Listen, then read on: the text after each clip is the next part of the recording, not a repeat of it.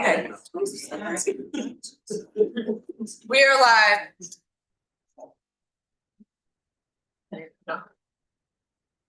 Good evening. Welcome to the regular meeting of the Bangor City Council. It is April 13th, 7 p.m., and we are in the council chambers. We start all meetings with the Pledge of Allegiance, and if I could ask Assistant Fire Chief Pelletier to lead us.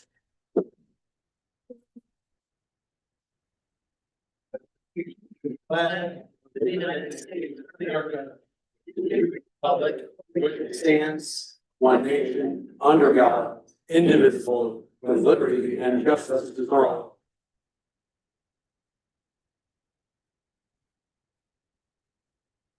Thank you, Chief Pelletier. Okay. Now it's time for the novel.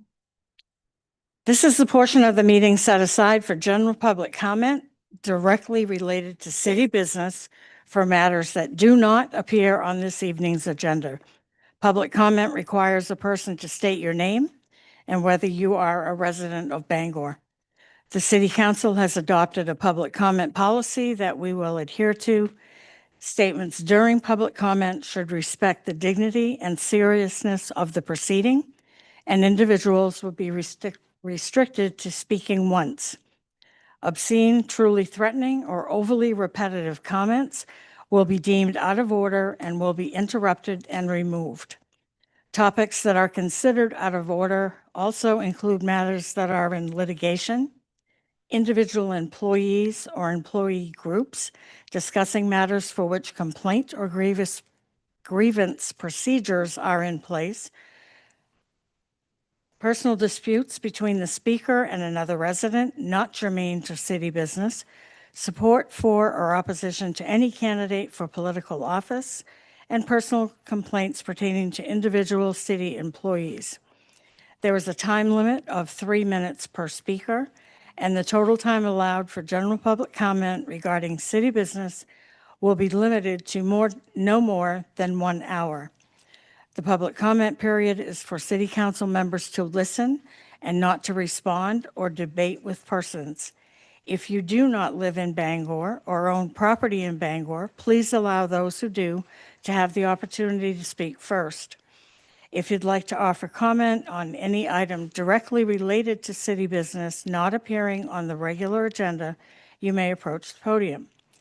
Individuals who have appropriately pre-registered to give public comment via remote means will be given the opportunity to participate remotely.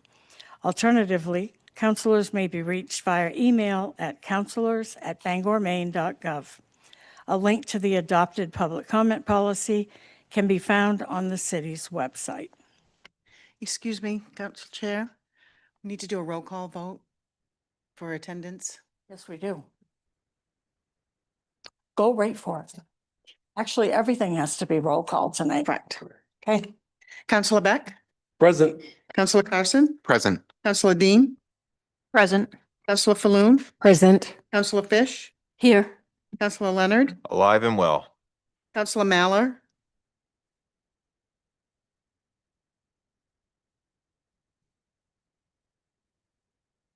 He was on the list, but he's not on the list now. Did he lose? There. I was muted. I couldn't get unmuted. I'm here. thank you. Councilor Walker, Here. Councilor Hawes, Here. 9 present, 0 absent.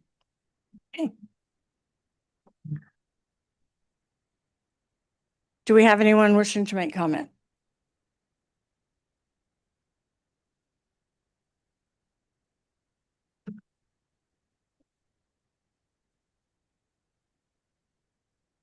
Hi, my name is Rose Pompey and I'm a resident of Bangor. And I am a multilingual teacher. That means I have the privilege of teaching English to students who are learning it as a new language. I heard what Mr. Maller said about students like mine, and I am here to say that he is wrong. First of all, he said that the Cultural Center should be teaching English. It's actually law that schools have to instruct students in English and make education accessible to all students, regardless of what languages they speak. We can't ignore the law just because someone in city council disagrees with it. Secondly, Mr. Maller said it's not a disability. He was actually correct about that. Not yet speaking English is not a disability.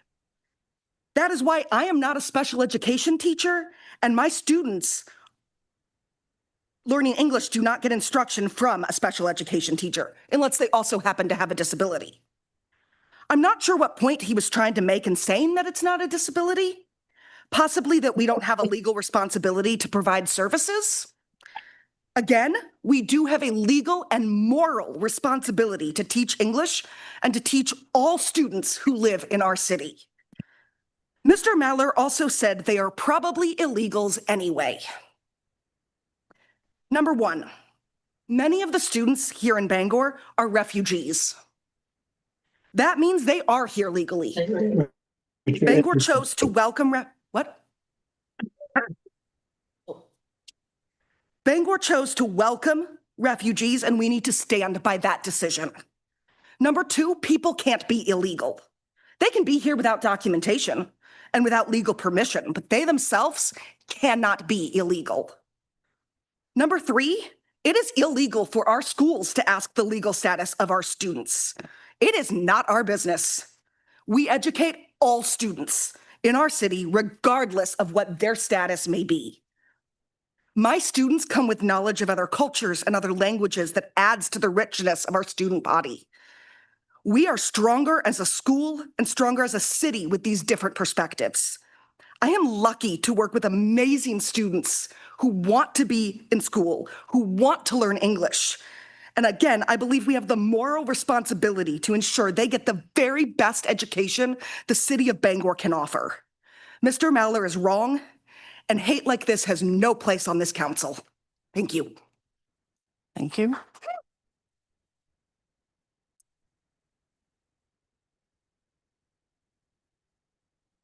My name is Rory, and I am a Bangor resident.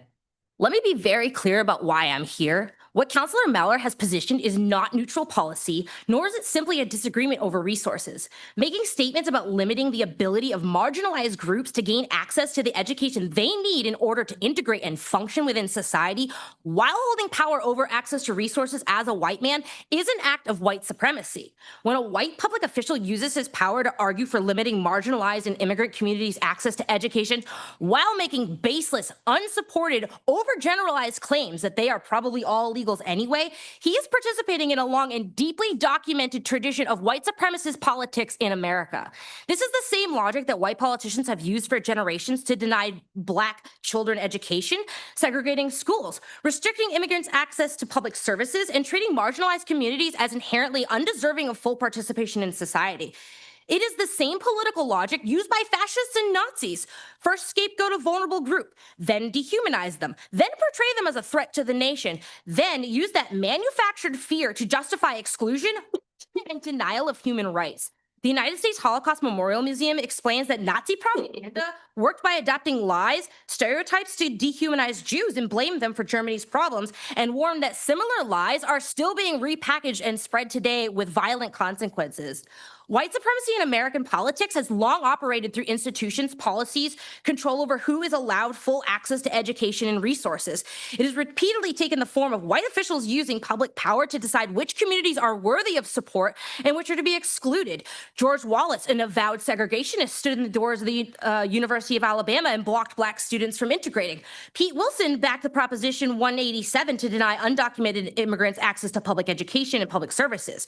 The Immigration Act of 1924 was designed to preserve American white homogeny.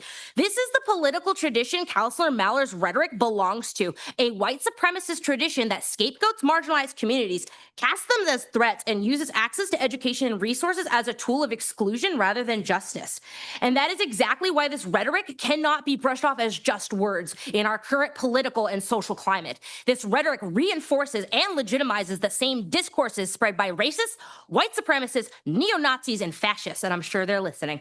To deny children education, to scapegoat entire communities without evidence, and to treat access to public resources as something that can be restricted along racial and xenophobic lines is not governance. That is racial domination dressed up as moral and political concern. So I'm going to name this plainly. When a white male official uses his public power to deny marginalized children education and justify that denial with racist and xenophobic speech, that is white supremacy in action.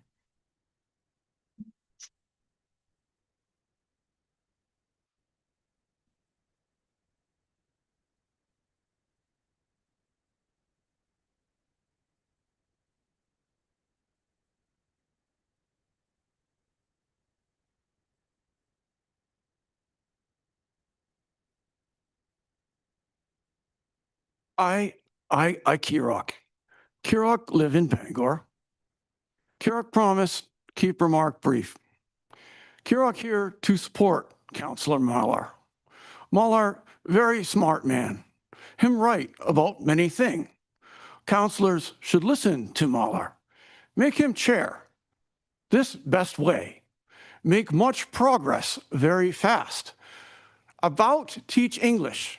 To kids not know English? Everyone know. Best way ensure academic success? Teach what already know. Look through Bangor curriculum. Not one class on teach baby to poop in diaper. Why not get baby off to career success? Teach them full program on how poop in diaper. Maybe how say goo goo gaga.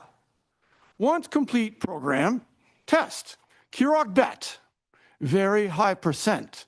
Get A grade. 99%. Give each one award. Gold star.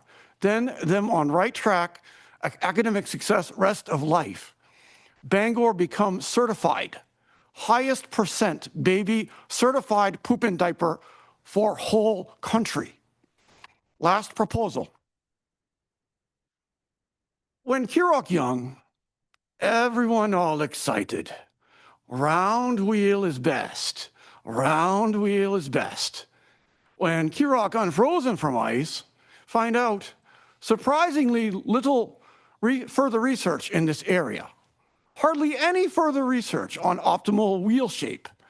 Kirok propose, and sure, Councillor Mahler will agree, Bangor becomes center of innovation on wheel shape research. Try new thing. Octagon wheel maybe, hexagon wheel maybe, even pentagon wheel maybe. But remember, reason why circle is such good wheel shape is circle have fewer side. Circle only have one side. Two, if you count inside and outside. But only one on outside. Outside is part that matter. So fewer side, better. So focus research on square wheel, 4 side, even better. Triangle wheel, 3 side. 3 side, very small number. Lots of room for growth on this. Kirok close. Let me hear say, Umbaga, Umbaga, Umbaga, Umbaga. Make Bangor great again. Umbaga, Umbaga, Umbaga, Umbaga.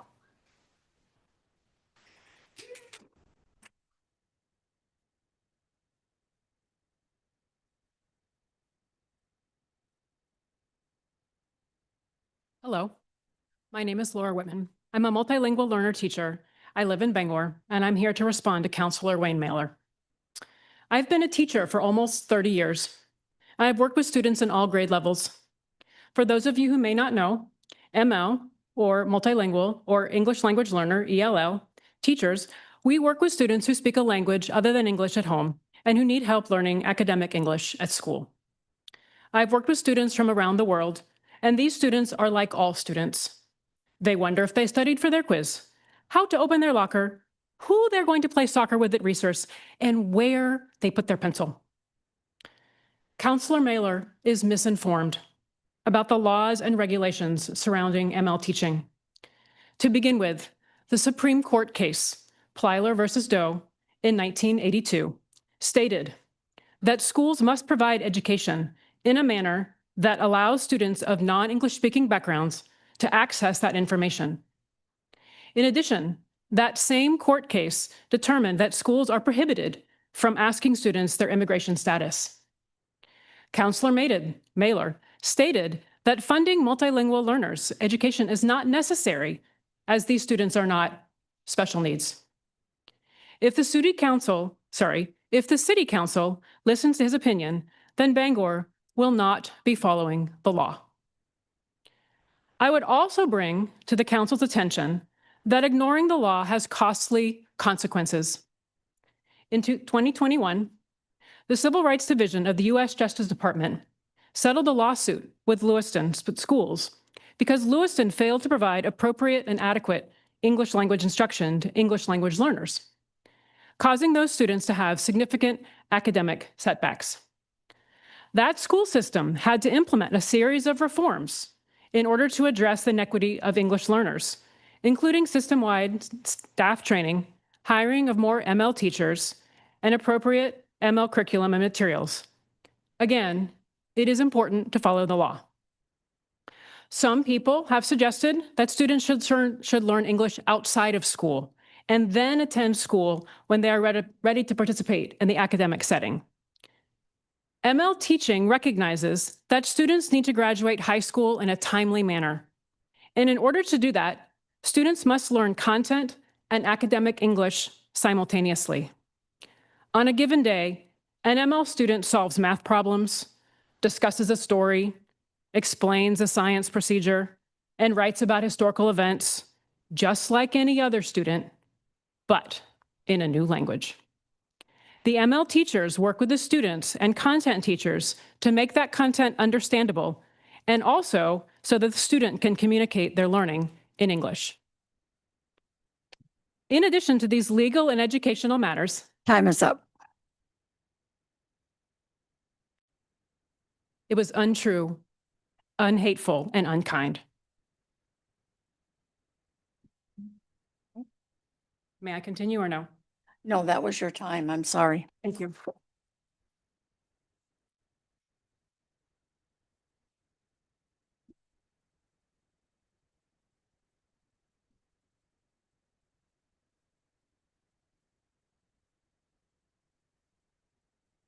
Good evening, counselors. My name is Mitchell Cooper. I'm a homeowner in Bangor. During a Board of Ethics meeting, Counselor Maller was caught saying, quote, "As far as I'm concerned, they get no increase. They can't speak English, read English, or write English. It's not a disability. We don't have to furnish. They're probably all illegals anyway." He was talking about kids, children, just trying to learn. And only about 5% of Bangor students are multilingual learners. That's it. That's who he's talking about. And he holds such contempt for that tiny group of kids, such casual cruelty, that he sounds ready to kill the school budget over it. He didn't walk it back. He doubled down, telling Bangor Daily News he doesn't think our teachers should teach English as a second language, and that the city spends too much time on, his words, the homeless and the illegals. He told the paper, quote, "I don't believe most of the illegals pay taxes, property taxes anyway." He's wrong. It shouldn't matter here, but undocumented immigrants in Maine pay $15.6 million a year in state and local taxes, including $6 million in property taxes, while being shut out for most of those programs that those taxes fund. This is a pattern. That same night, the Board of Ethics found he violated the city's ethics code. When the ICE cooperation order came before the council, he said, quote, "We spend an awful lot of time on illegal immigrants." And he's seemingly so contemptuous that he can't even see why we're having that conversation, as we'll discuss later. These aren't isolated incidents, and they call into question every vote Councilor Maller has ever cast on a social issue in this city. He only regrets that the microphone is on, and he's only sorry that you heard it. So what is the standard here? Who sits in that chair and talks about kids like that? Who gets caught, doubles down, and faces zero consequences? We wouldn't tolerate it from a student, a teacher, or any other city employee. Does he need to throw a pin for this body to do something about it? Bangor deserves better. These kids deserve better.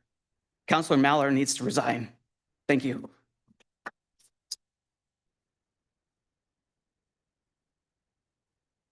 My name is Jody McDonald. I'm a Bangor resident, and I have, since I moved to UMO, fallen in love with this area, and I have not left since 1997.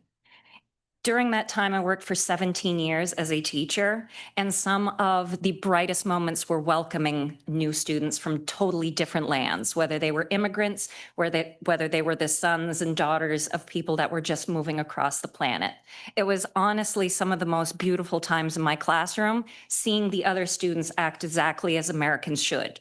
Embracing their new classmates, helping them as best as they possibly can, and just like what America is supposed to be, made it the melting pot or at least salad bowl of beautiful cultures. We learned different things about each other. We thrived. We were a community. They take nothing from us. The idea that we are still referring to human beings as anything aside from human beings is disgusting. The idea that we are still having these same exact things about just we want to follow the law. We are discussing children, and we are all supposed to follow, regardless of our religion, regardless of our creed, the golden rule of you treat others how you be treated. Similarly, in addition to educational matters, Councillor Millar's words are hateful, unkind, and untrue. Immigrant families to Bangor, no matter where they come from, bring a depth and breadth into our school, communities, and neighborhoods. I've worked with families from every continent except Antarctica, and I can tell you that these people are good people who work hard, pay taxes, and contribute to the betterment of our life here. One of my pet peeves is hearing that people who work don't pay taxes. We don't have a choice of that.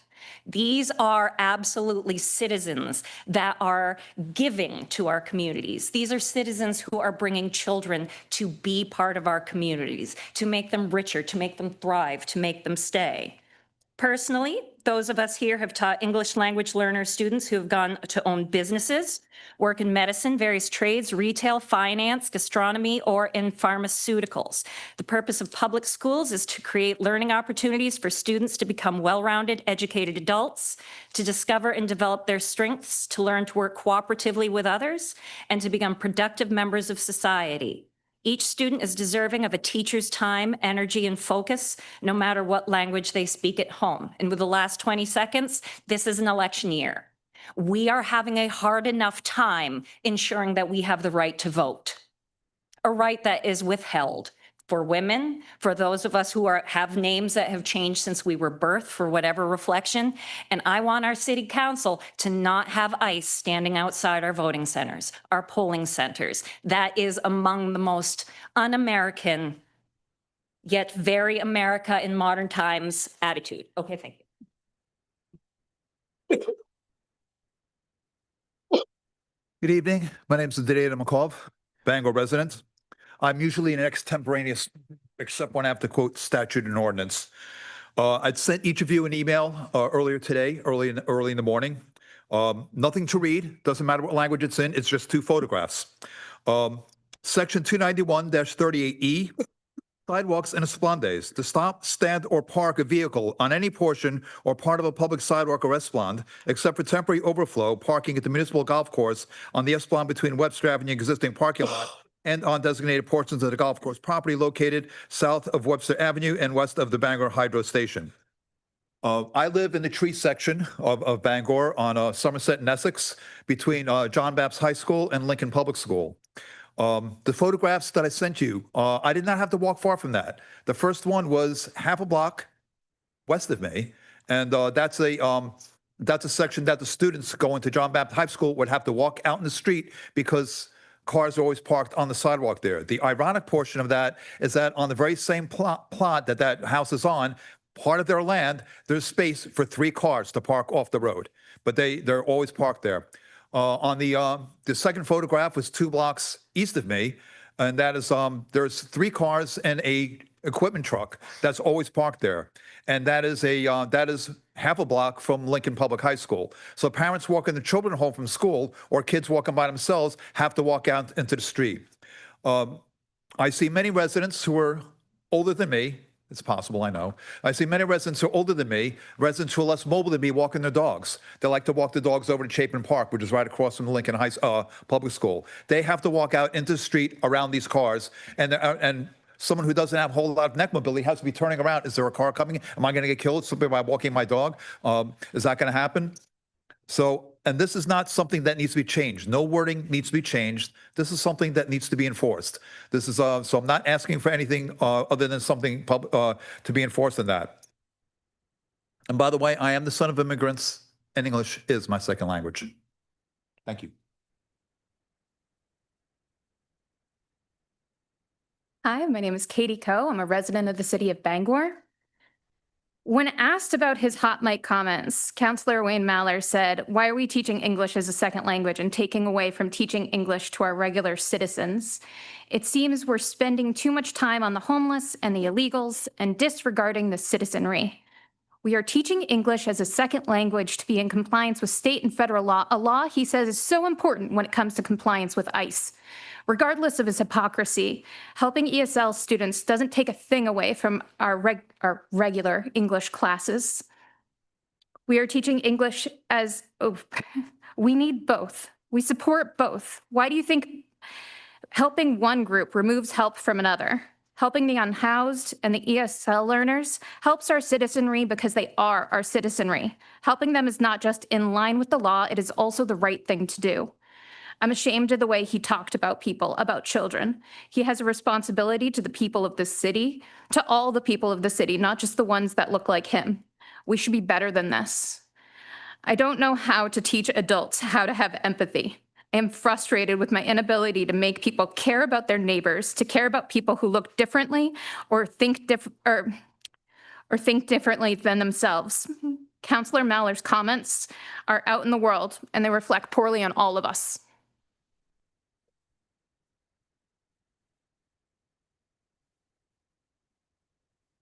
Hi, my name's Linda Debay, and I'm a resident of Bangor.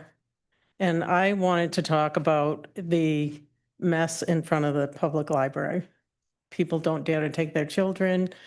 I've got multiple things about political people that are running, inviting. I wouldn't dare to go in there. There's so much trash, needles, and people hanging out around the library. It doesn't feel safe.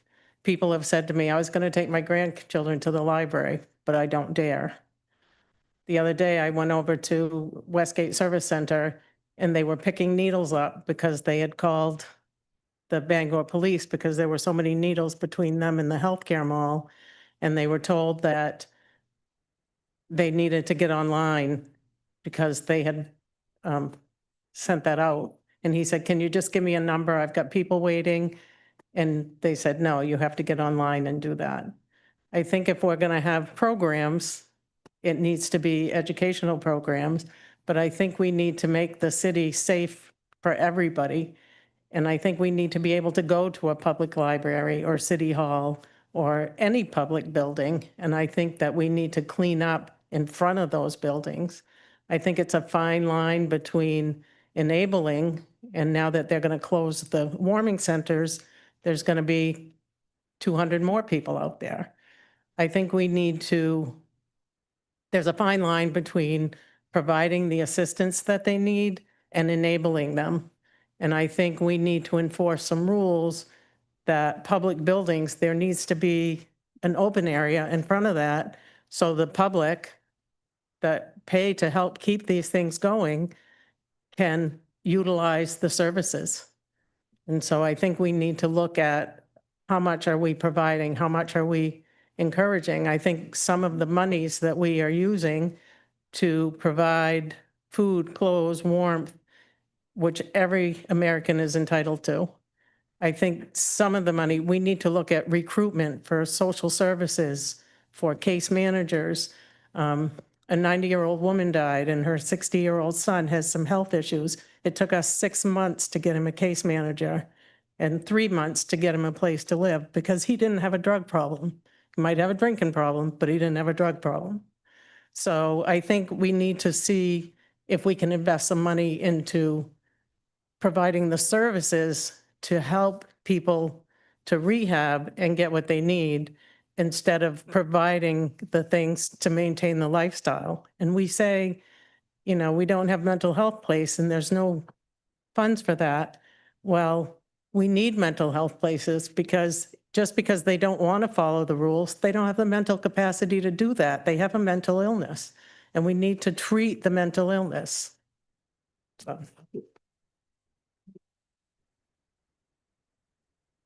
Good evening. My name is Scott Party, and I'm a resident of Bangor, and I'm here tonight to talk about money and homelessness and sidewalks. Well, not really sidewalks yet. I listened carefully to the city manager discuss the unavoidable increases in this year's budget. We hear a lot about the rising costs of fuel, the jump in health insurance premiums, and the inflationary pressures on public works. But there is one increased cost that is notably absent from the city's budget presentation: the cost of new homelessness created by council's tax policies. Earlier today, I sent you an email detailing the domino effect of property tax increases. To reiterate the data for the record, economic data shows that landlords pass on 89% of property taxes increase directly to their tenants. The U.S. Government Accountability Office has proven that $100 increase in median rent is associated with a 9% spike in homelessness. The city manager mentions how much everything has increased, and yeah, it has. It's crazy. For the 1,000 renter households in Bangor who are already severely cost burdened, paying more than 50% of their income on housing, everything has already increased beyond their ability to pay. When the city raises taxes to cover its own inflationary costs, it is effectively balancing the budget on the backs of those 1,000 households. If this budget leads to even a modest rent hike across the city, you are not adjusting for inflation. You are mathematically guaranteeing that more of our neighbors will end up on the sidewalks. The same sidewalks this council is currently trying to clear through new ordinances. You cannot claim to be solving homelessness with a standing committee on one hand while passing a budget that fuels the eviction engine with the other. I urge this council to look past the line items of fuel, insurance, and look at the 8 to 9% increase in homelessness that follows these types of tax hikes. Stop the domino effect before they start falling. We need a budget that prioritizes housing stability over municipal expansion. I am calling on you to be a council for all the citizens of Bangor, not just the wealthy, not just those residing in the Fairmount area, not just residing in Little City, or the Tree Streets. I am calling on the council for all the people. Thank you.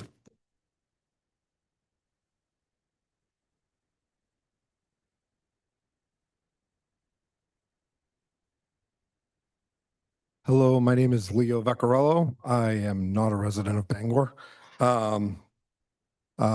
My partner, Nathan McCarthy, was here last month. I'm with Solar on Earth.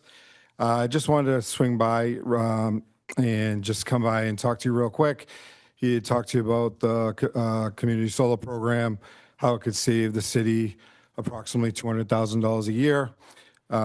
Wanted to see if the council had any thoughts on it and see if we could possibly get the bills to update and get a professional proposal out to you folks. The program is going to be changing in the future, and these farms are not going to be they're not going to be building any new projects in the future. So the program eventually will not be offering these savings anymore to the city. As of right now, the Bangor School District's doing this program. Jackson Technologies just did this program, just to name a couple. It's an extremely easy process. The city doesn't really have to lift a finger for this. I just wanted to really give the city another chance to at least take a look at it so you folks can vote on it. It's a great way to put some money back into the budget to help do some other things in the city and help alleviate some of the pains that the city has with their budgets. And that's pretty much it. Just looking to see if it's something that can be relooked at and something that can be discussed. Thank you.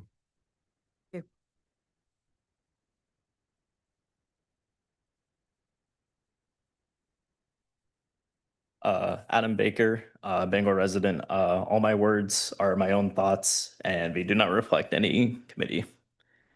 I just wanted to echo everybody's thoughts about Wayne Mallor, or Councilor Mallor tonight. I believe his comments were very unjustified and very empathetic.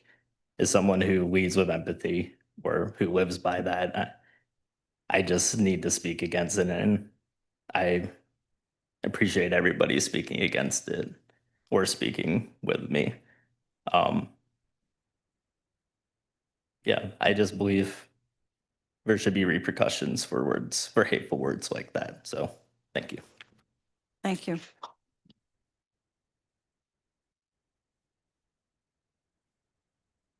there anyone else?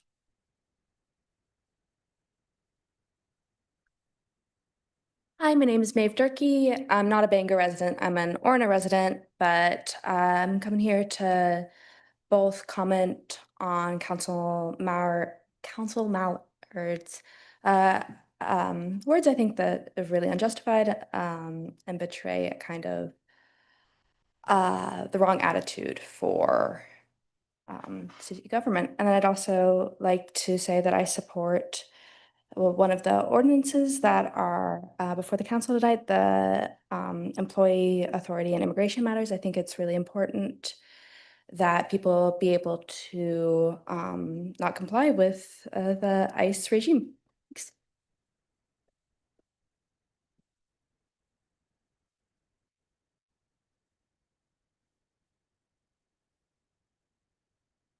Okay, seeing no one else approach, we'll go to those that are on remote.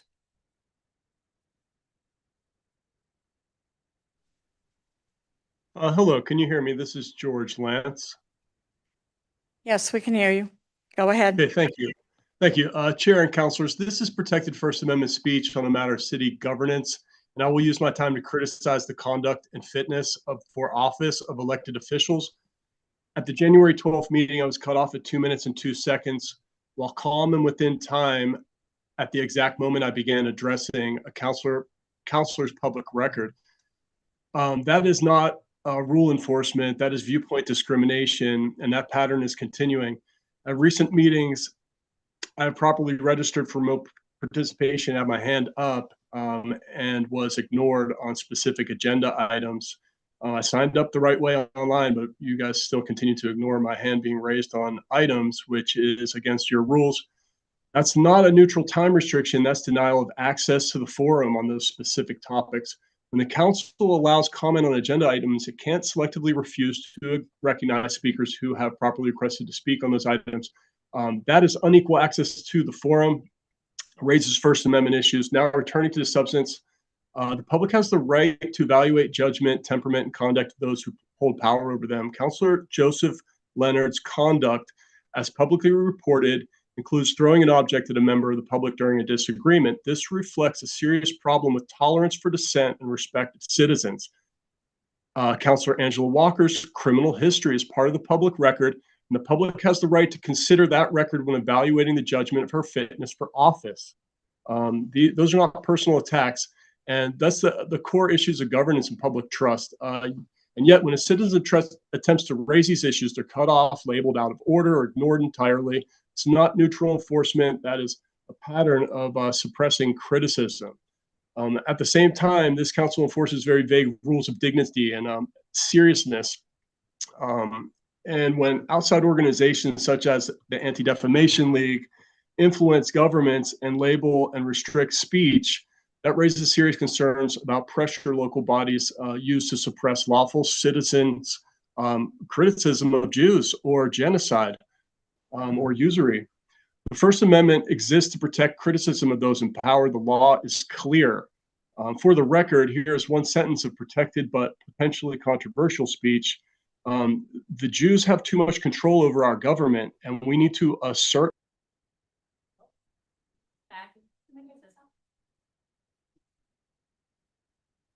Okay. That is speech, not disruption.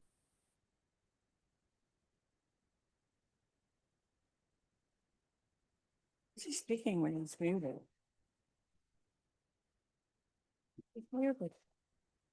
Okay, we have one more. Okay, let me know. Ready? All right, thanks. Mr. Ward? Yep, can you hear me?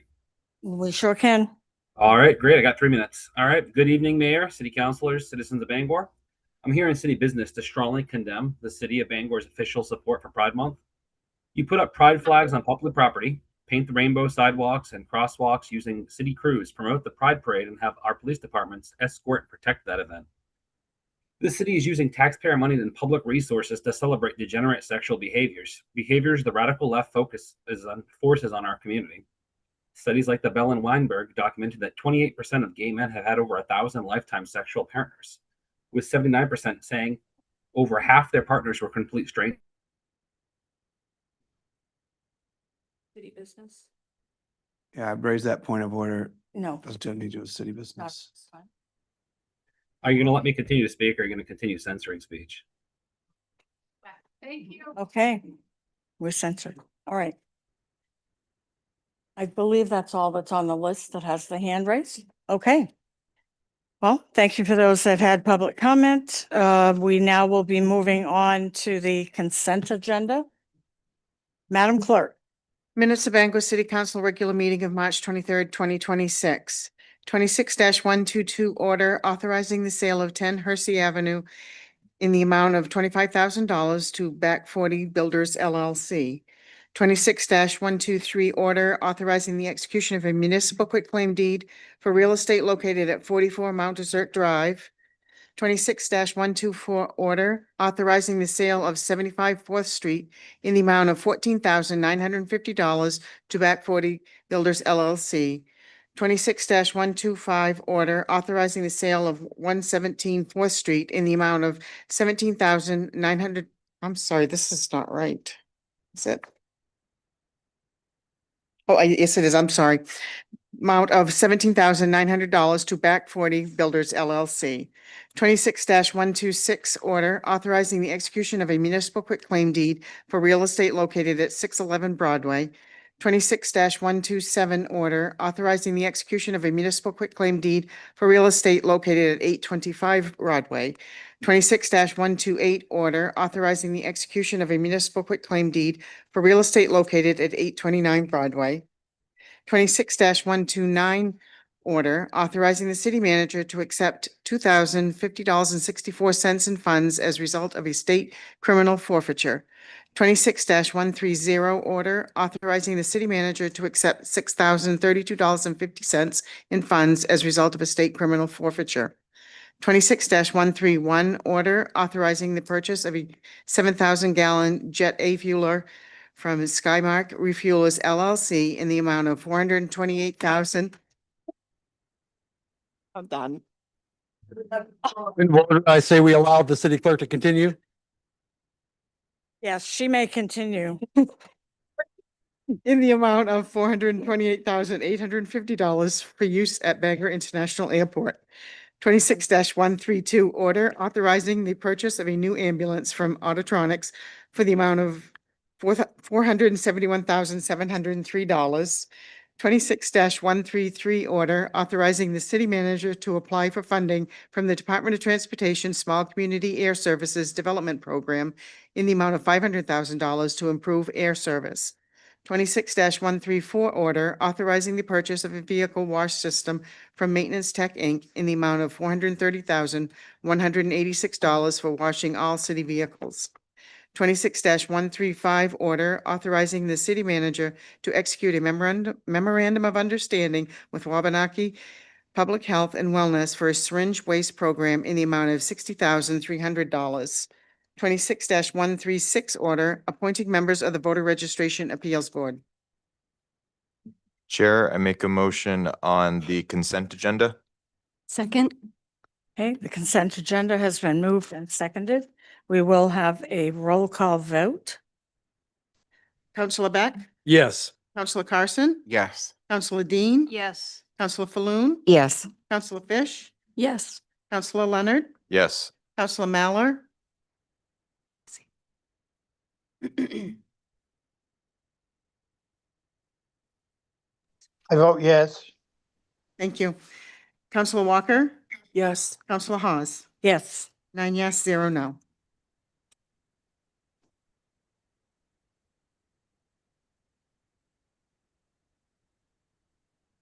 Okay, referrals to committee and first reading.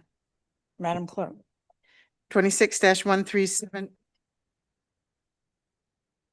Ordinance amending Chapter 257 Sidewalk, Section 257-4 to require licenses to occupy, block, or obstruct a sidewalk, esplanade, or street. First reading. 26-133. Oops, I'm sorry. That's the wrong one. Madam Chair, I wanted to have that item pulled, for what we just did, 26-137. I'll be doubting. Okay. Counselor Beck wishes that 26-137 ordinance be pulled. He's going to doubt that. Or do we continue? We got to continue. Go ahead. 26-138 ordinance, moratorium ordinance on data centers in the city of Bangor, first reading. 26-139 ordinance amending Chapter 165 Land Development Code District Map to rezone a portion of property located at 355 Main Avenue from Government and Institutional Service District to Shopping and Personal Service District. First reading and referral to Planning Board meeting on April 21st, 2026. 26-140 resolve accepting and appropriating $80,000 from Maine General Medical Center to implement outpatient early intervention services with respect to HIV disease. First reading. Chair, I move these items be referred. Second. Okay, it's been moved and seconded that these items be referred to committee in first reading. Is there any discussion? Just a clarification, that motion excludes 26-137 since it's been. Yes, Okay.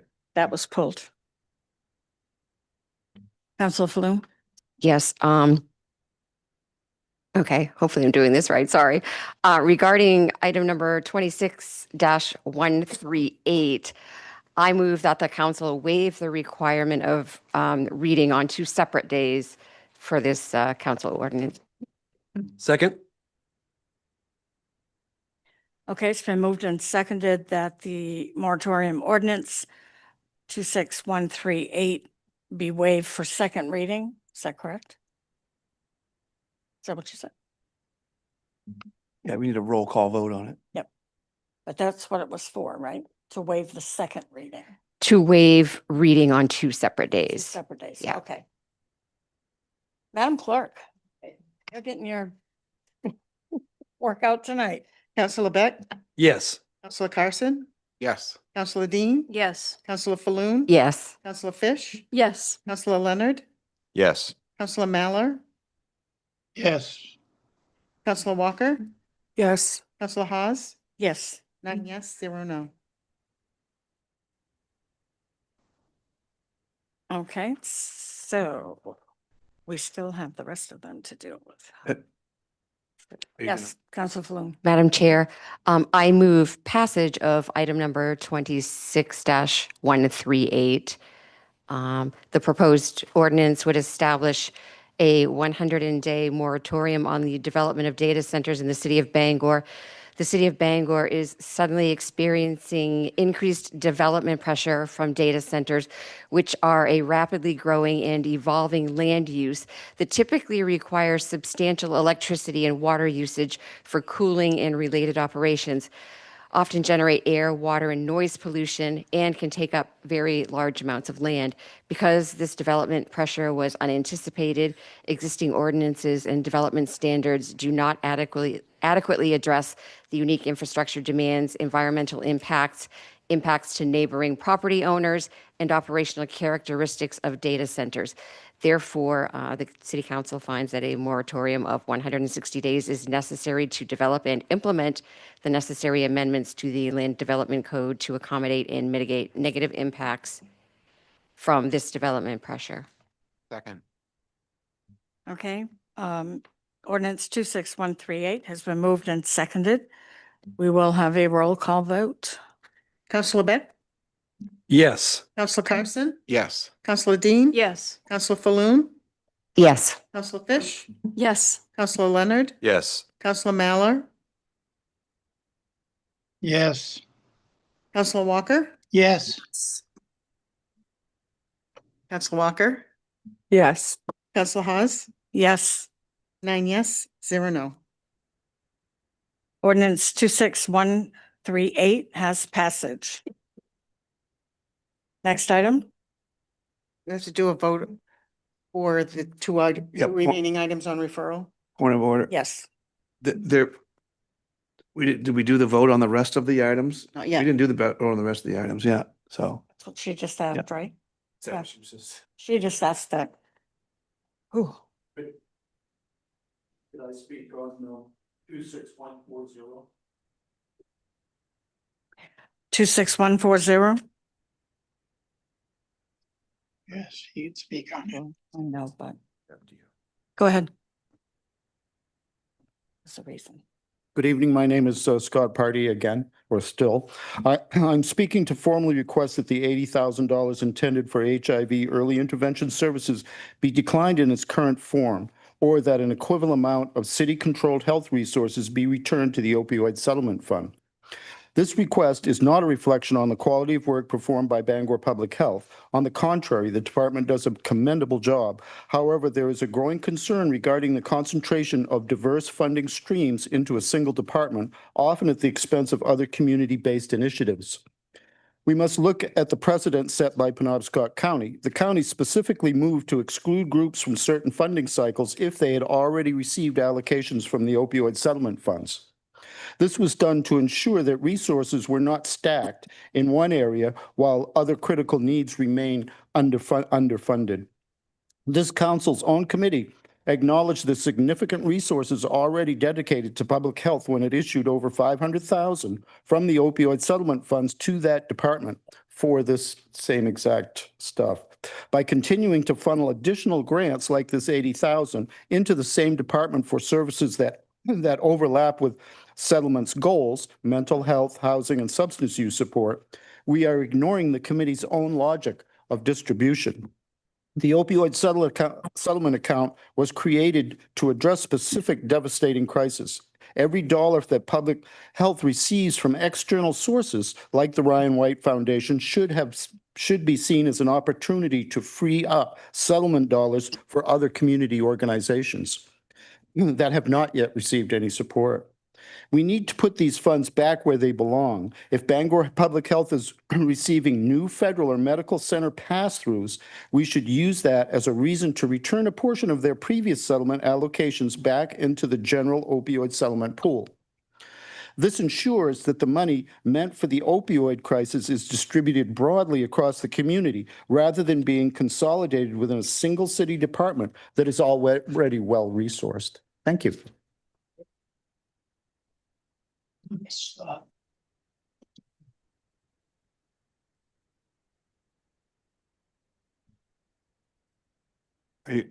You want a point of order? Is that what you're looking? No, she was looking at me and I was looking at her. Roll call vote. Is the current motion on the table, is it clear that it's for the referral of the items other than the two items? I can make the motion again. Yeah. So I move that these items be referred, subtracting, thank you, item 26137 and item 26138. Second. Okay, it's been moved and seconded that. Is there discussion? We're going to ask right now. Okay. Do you want to discuss? Yes, I'd like discussion about why we're having the ordinance 26-137 pulled. I feel it was written pretty plain and simple. It was referred to council, and I don't know why we can't forward that at this time.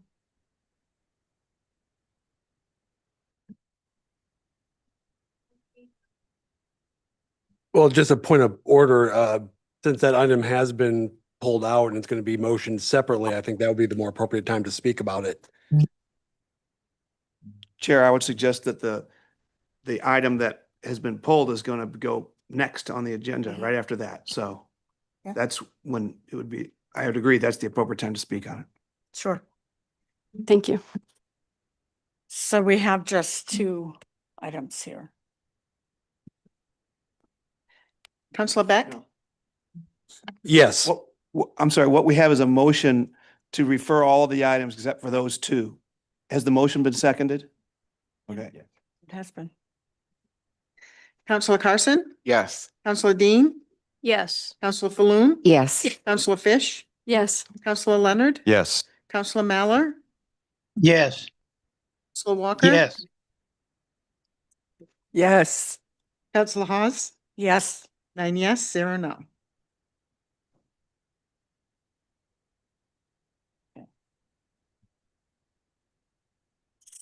So these will be referred to committee in first reading. The next item is the one that was removed, correct? Yes, So go ahead. 26-137 ordinance amending chapter 257 sidewalks, section 257-4 to require licenses to occupy, block, or obstruct a sidewalk, esplanade, or street. First reading, Counselor Fish. Thank you, Madam Clerk. This ordinance this proposed ordinance amendment would revise Chapter 257 Sidewalk Section 257-4 to require a license to occupy, block, or obstruct a sidewalk, esplanade, or street for any purpose. Section 257-4 already requires a license to occupy, block, or obstruct a sidewalk, esplanade, or street for construction purposes. And the proposed amendment would simply remove the words "for construction purposes." So that ordinance continues to apply for construction projects, but also applies for the obstructing or blocking of sidewalks, esplanades, or streets with material for any purpose. The police department has experienced issues with individuals storing material on sidewalks and esplanades, especially in downtown Bangor.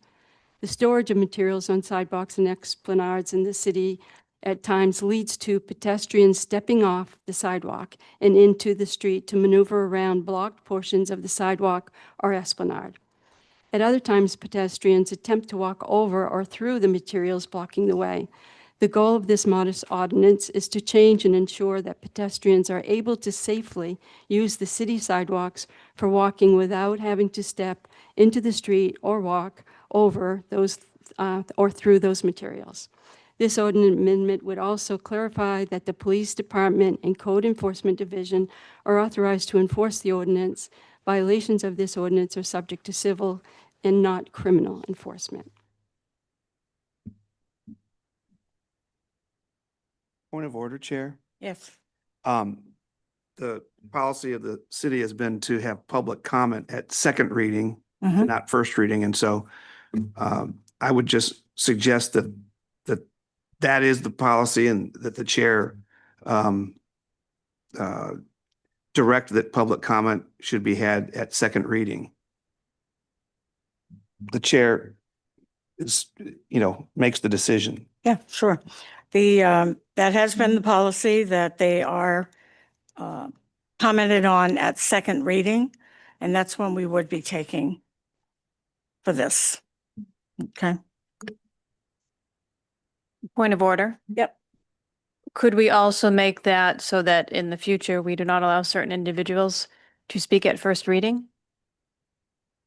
Because we allowed an individual to speak at first reading already this evening. Right. Different circumstances, but yes, Same first that reading. would be true. Thank you. I would make a motion that we would allow the public to speak on this matter, since we have already allowed people to speak at first reading on other ones. So that would be my motion before the council, that we allow the public to speak on this. I agree with Councilor Beck. I'll make a second on that. Okay. We are going to allow for this particular item. We did have one person speak, so how many others wanted to address this? Okay. Podium. Don't be shy. Okay. Guess I'll go first. My name is Scott Party again, still. I am here speaking to express my firm opposition to the proposed ordinance regarding sidewalk obstructions. It is plain to see what is true, what this truly is, an out of sight, out of mind policy designed to sanitize the appearance of our downtown at the expense of our most vulnerable residents. This measure is not about public safety or accessibility. It's about aesthetics. I ask the council, has a single individual actually filed a complaint about being unable to navigate a sidewalk? Or was this brought to you by a group more concerned with how the city looks to visitors or businesses? You don't have to answer. We continue to add new regulations when we aren't forcing the ones we already have. If the council's primary concern were truly the ability of citizens to navigate our paths safely, we would address the following. Every year, residents are forced to walk in the middle of busy streets for months because of the failure to clear snow and ice, which can't be done all the time, from the sidewalks, and we see it all the time. This is a far greater safety hazard than a few belongings, yet it remains unaddressed. Cars parked at the end of driveways frequently block the entire sidewalk across the city. I've done it myself. I know that to be true. I'll be more careful. This happens much more often and creates a total barrier for wheelchairs and strollers, yet it rarely receives this level of legislative urgency.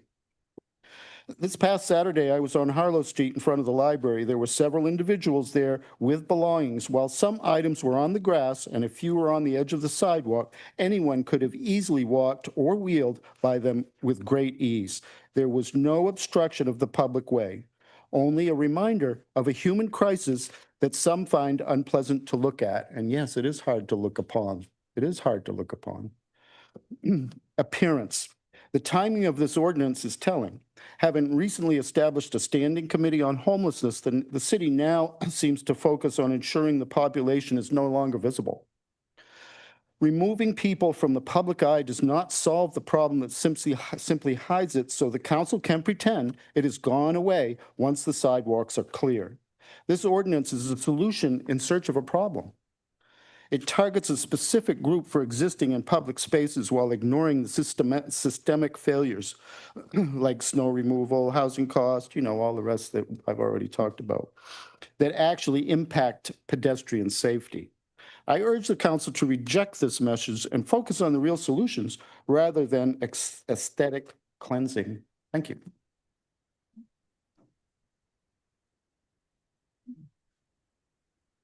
Hello, my name is Tricia Quirk, and I'm a resident of Bangor. Although I appreciate Mr. Party's work here in Bangor, I also disagree with his description of what this ordinance is all about. I experience on Park Street on a weekly basis groups of people gathering to smoke on because they're there for meetings and things like that. But I don't agree that it's not a safety issue. I believe that the businesses that are providing the places for these meetings should also provide a safe smoking area for the people that are attending them.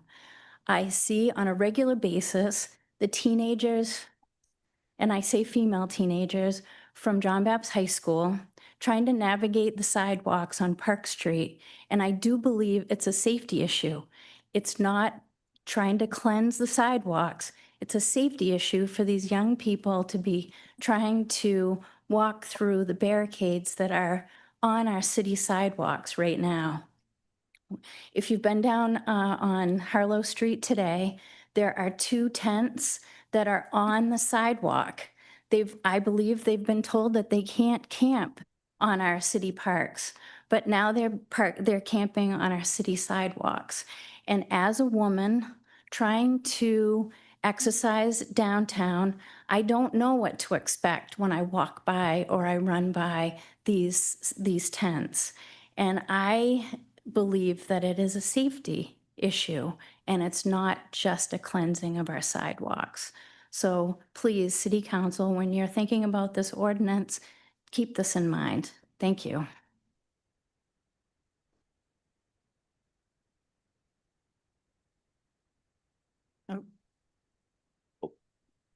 I've already spoken. You go. Oh, okay. Well, we're all very polite here. My name's Ben Treat. I'm the director of the Bangor Public Library. I'm a resident homeowner.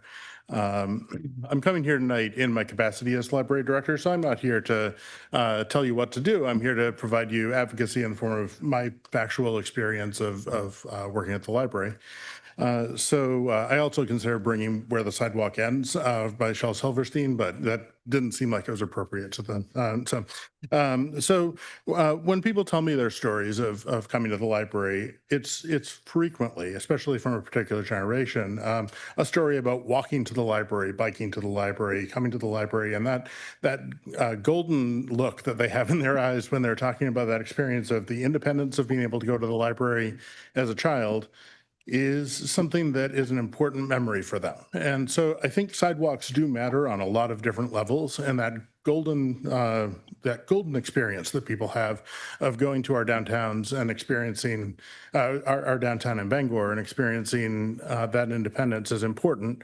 And I think it's why I felt that it was important to speak, because it affects the library.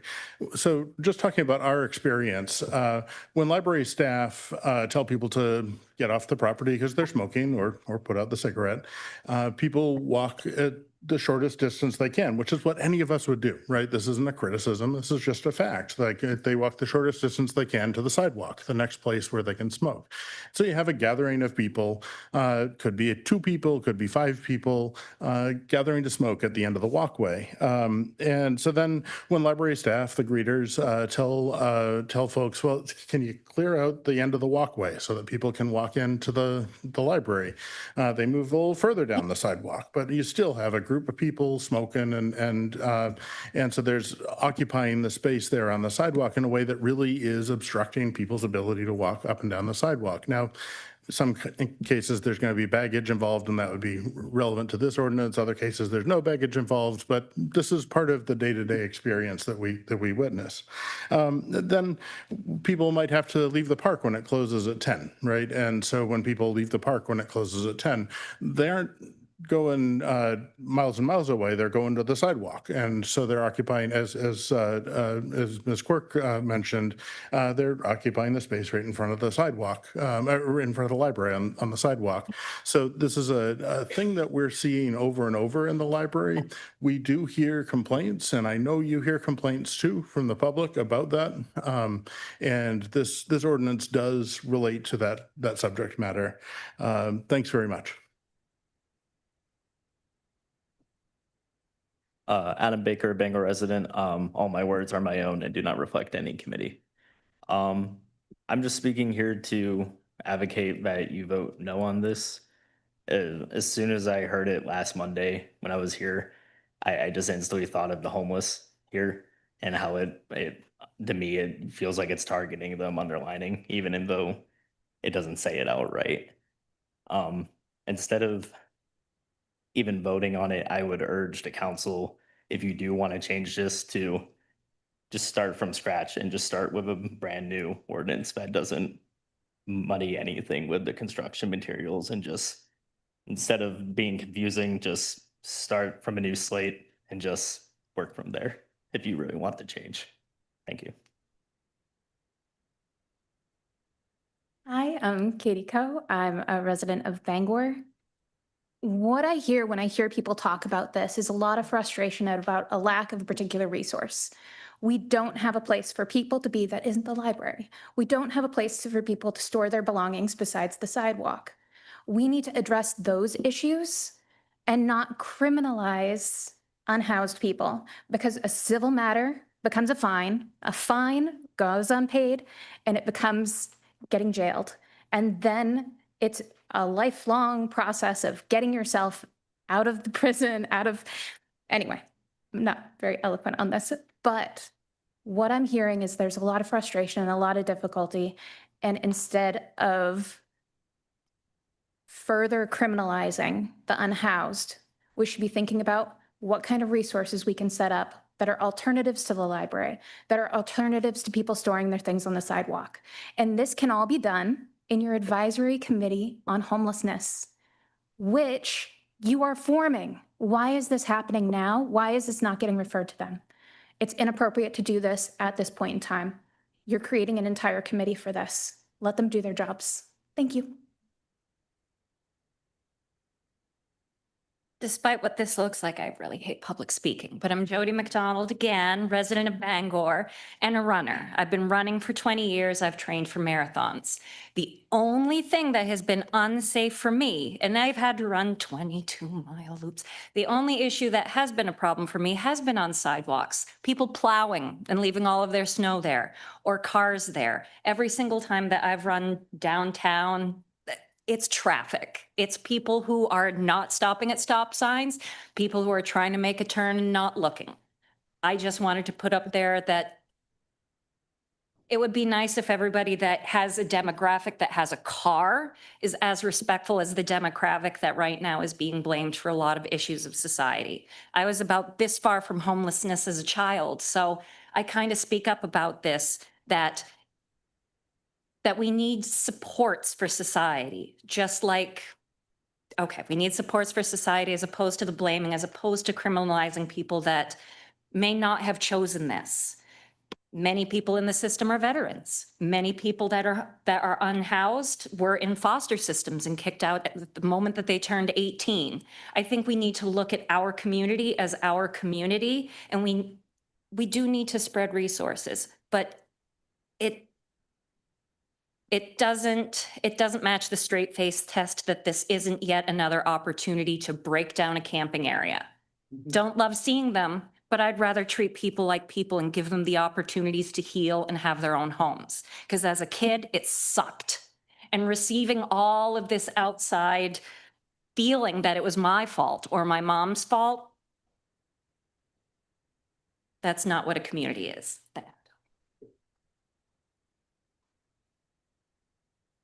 Hi, Mitchell Cooper, homeowner in Bangor. I am also here to speak against this ordinance. I would call it a thinly veiled attempt to get rid of the unhoused population, but that veil is nowhere to be seen. I would second what Katie was saying. We have a committee forming to address a lot of these issues. This is not just a simple issue. But if we take a step back with a more pragmatic eye, as somebody who enjoys concise language, you remove a description on what materials are, what is considered blocking the sidewalks here, and you can start to get into kind of silly situations, right? If I'm moving and I'm setting boxes from my truck down while we're trying to get them into a house, do I need to get a permit? If I'm unloading groceries from my car and they get set down on the sidewalk, is that a permit? Am I going to have a police officer come up and harass me or somebody else because I don't have a permit because I'm using materials to block the sidewalk? You know, if I went to the grocery store and I bought too many limes and they're just falling all over the place and I'm in the sidewalk, do I need a permit for that? Like this, it's silly. So if we're going to do something like this, let's at least put some kind of thought and effort into what we're considering here, because it's absurd, to be quite honest. There's no reason for us to adopt legal language without descriptions, without definitions. And so we're leaving that to the imagination. And a lot of people have pretty terrible imaginations. Thank you.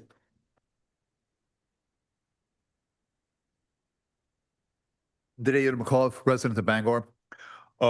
Similar to what someone previously spoken about, sweeping out everyone from the tent city. I understand there was other reasons for private ownership having to do that, but it was, let's get rid of something, but not find a solution for how to fix that. It doesn't look good, let's get it away. This is a similar thing. It's uncomfortable to have people on sidewalks. It doesn't look good. It's, oh my goodness, are they going to say something to me when I'm walking by? Rather than find a solution for it.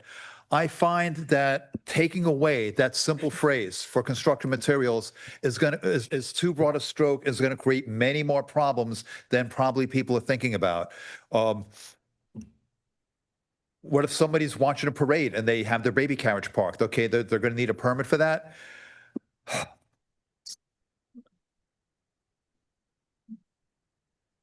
I think everybody in this room and listening in Zoom land would support nurses. Okay, the nurses at Northern Lights just recently averted a strike. They were able to get a contract, which is wonderful. However, as a longtime union activist, I certainly would have been on that picket line supporting them in a strike. If you're cleaning up somebody's, if you're impounding somebody's belongings, that's kind of a Fourth Amendment violation of search and seizure. When a nurse is picketing, or anybody is picketing, they're demonstrating, and they're holding signs, that's their First Amendment right. Someone drives by and they're honking or they're giving them a thumbs up, that's their First Amendment right. Someone's driving by and giving somebody a finger, you may disagree with them, but that's their First Amendment right too.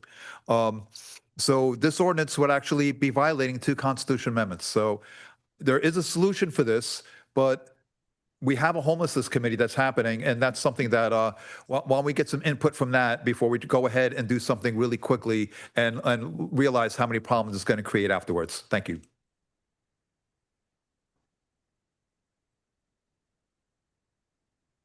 Good evening. I'm Lee Chick. I'm a resident of Bangor, and some of you know that I'm also one of the trustees of the Bangor Public Library.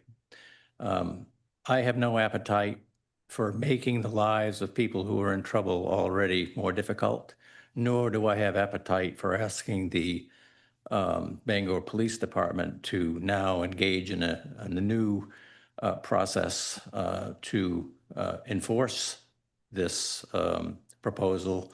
But I feel like we need something, because I think it's more than optics.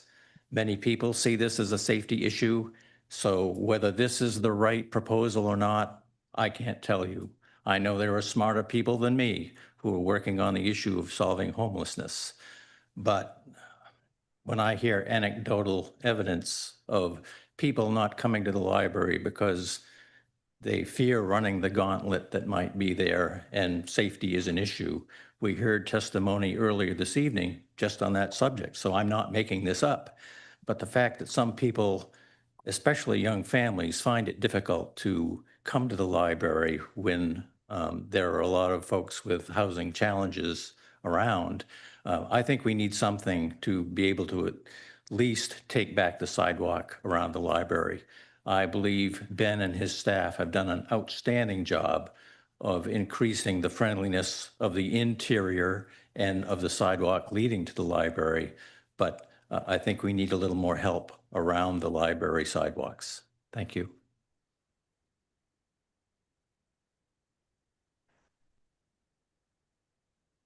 I'm Ann DeBay or Linda DeBay. I go by both. And I spoke earlier, and I'm not picking on the homeless people. I too have been homeless. I too lived in a tent. I didn't put it in the middle of the sidewalk. So I think we need to find the support for people. But I do think that public buildings should be open to all people, not blocked by homelessness, shopping carts, whatever. I just think it needs to be looked at. There has to be another way, another resource, and another place so that people can get to public buildings and not feel unsafe. So that's all.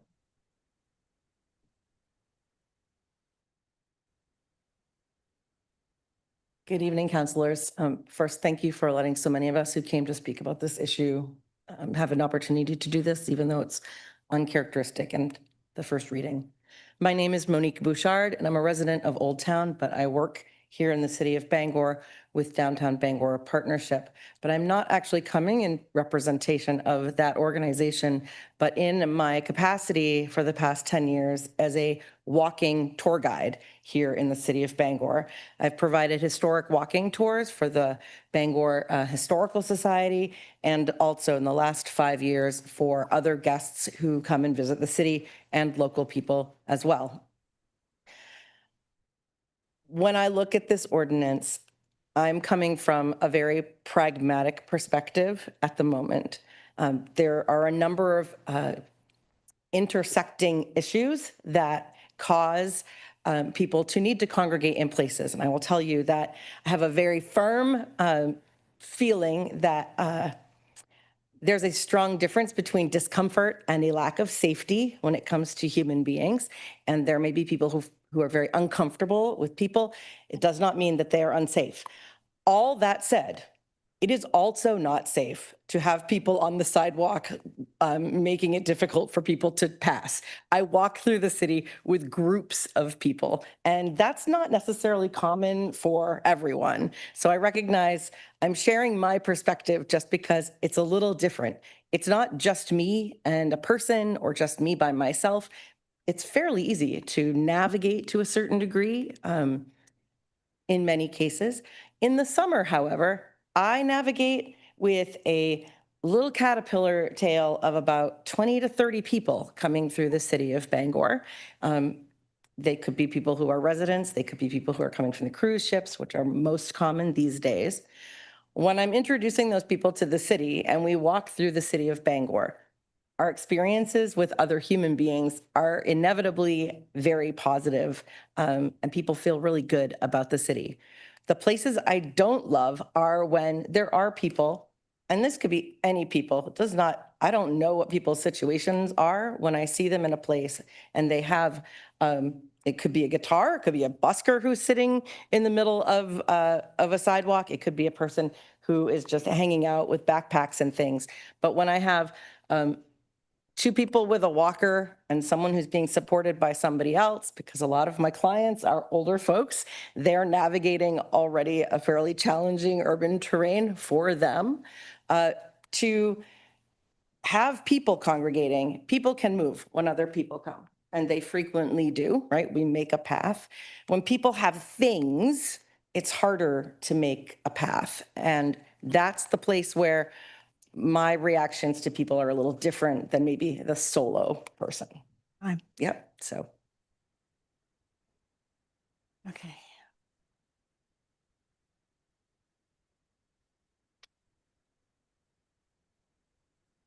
Hello, my name is Betsy Lundy. I'm a resident of Bangor, and I'm here tonight speaking on behalf of the Downtown Bangor Partnership. I already sent many of my thoughts to you via email earlier, and I had a really short piece that I was going to say, but listening to people's comments caused me to kind of add on, so I apologize, but I'm probably going to take my whole 3 minutes. Thank you for considering an amendment to Bangor sidewalk ordinances. Though we recognize that the ordinance is not perfect, we support the amendment as a step in the right direction towards maintaining sidewalk access for all users downtown. To address points made by a previous speaker, this ordinance was not timed in conjunction with the city's Commission on Homelessness. The Downtown Bangor Partnership introduced a sidewalk ordinance last fall. This isn't the same thing, but it has many of the spirits of the ordinance that we introduced included. I'm unsure why so many people seem intent on making sidewalk accessibility an issue relegated to homelessness. Additionally, the Downtown Bangor Partnership has addressed the issue of sidewalk accessibility on a number of fronts, including sidewalk maintenance and snow removal, both issues that council has heard and acted on to improve conditions for all users of downtown. The request of the Downtown Bangor Partnership is not intended to target any one sector of the population, but instead to address an accessibility issue experienced by all. Many people who spend little time in downtown Bangor have spoken tonight about their limited experience, defining it as optics, which is a telling description because they're likely speaking about the experience they have when driving by, because it is an optical experience. For those who are regular users of downtown, it is not an optical experience. It is an experiential experience. For regular users of downtown, this is a real issue experienced daily, and the Downtown Bangor Partnership asks that the council continues to take steps to improve the pedestrian experience downtown by approving this ordinance. Thank you. Thank you. It'll be the last one, sorry. My name is Joshua Fye. I work and live in Bangor. I live in Fairmont, living in Fairmont. I just wanted to be clear from my perspective, I am downtown a lot, and I take my son downtown. He's almost, well, he's 4.5. He's almost 5. He wouldn't be saying he's almost 5. In fact, he would yell at me if I didn't say that. So, and we go down quite a lot. We go to, we're members of the museum. We go down to, we're actually planning to go down to the new ice cream shop this weekend. And we go down to all sorts of shops, candy, everything. We've walked down that area many, many times.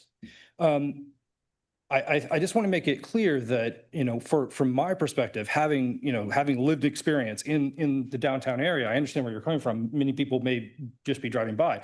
To me, and I'm also an economist, so I won't even get into the economics of this necessarily. But, we have an issue that exists where we have unhoused neighbors. That is a myriad, there's a myriad cause of that problem. And these types of what are fairly broad ordinances, and I agree with Mitchell, who made this point, and Adam, that it is so broad as to be almost absurd in the way that it can be interpreted, including, as someone had said, the First and Fourth Amendment rights violations, which I think, I don't know if anyone had considered whether or not protesting would then be considered, a small protest needed to be permitted by the city. So 4 or 5 people deciding to go onto the sidewalk, which also is something that happens. But, we have this issue where we want to maybe fall into the trap of out of sight, out of mind. And as a person that is downtown quite a lot, I've said in the past, I would love if I think where the old YMCA or wherever by the person, I would love if that was where we helped unhoused people live for a while, and to get back on their feet. Because one of the reasons is to make sure that individuals are aware that this is a problem, and that there's a push and a pressure for a response. And unhoused people are not. They're not unsightly, they're people.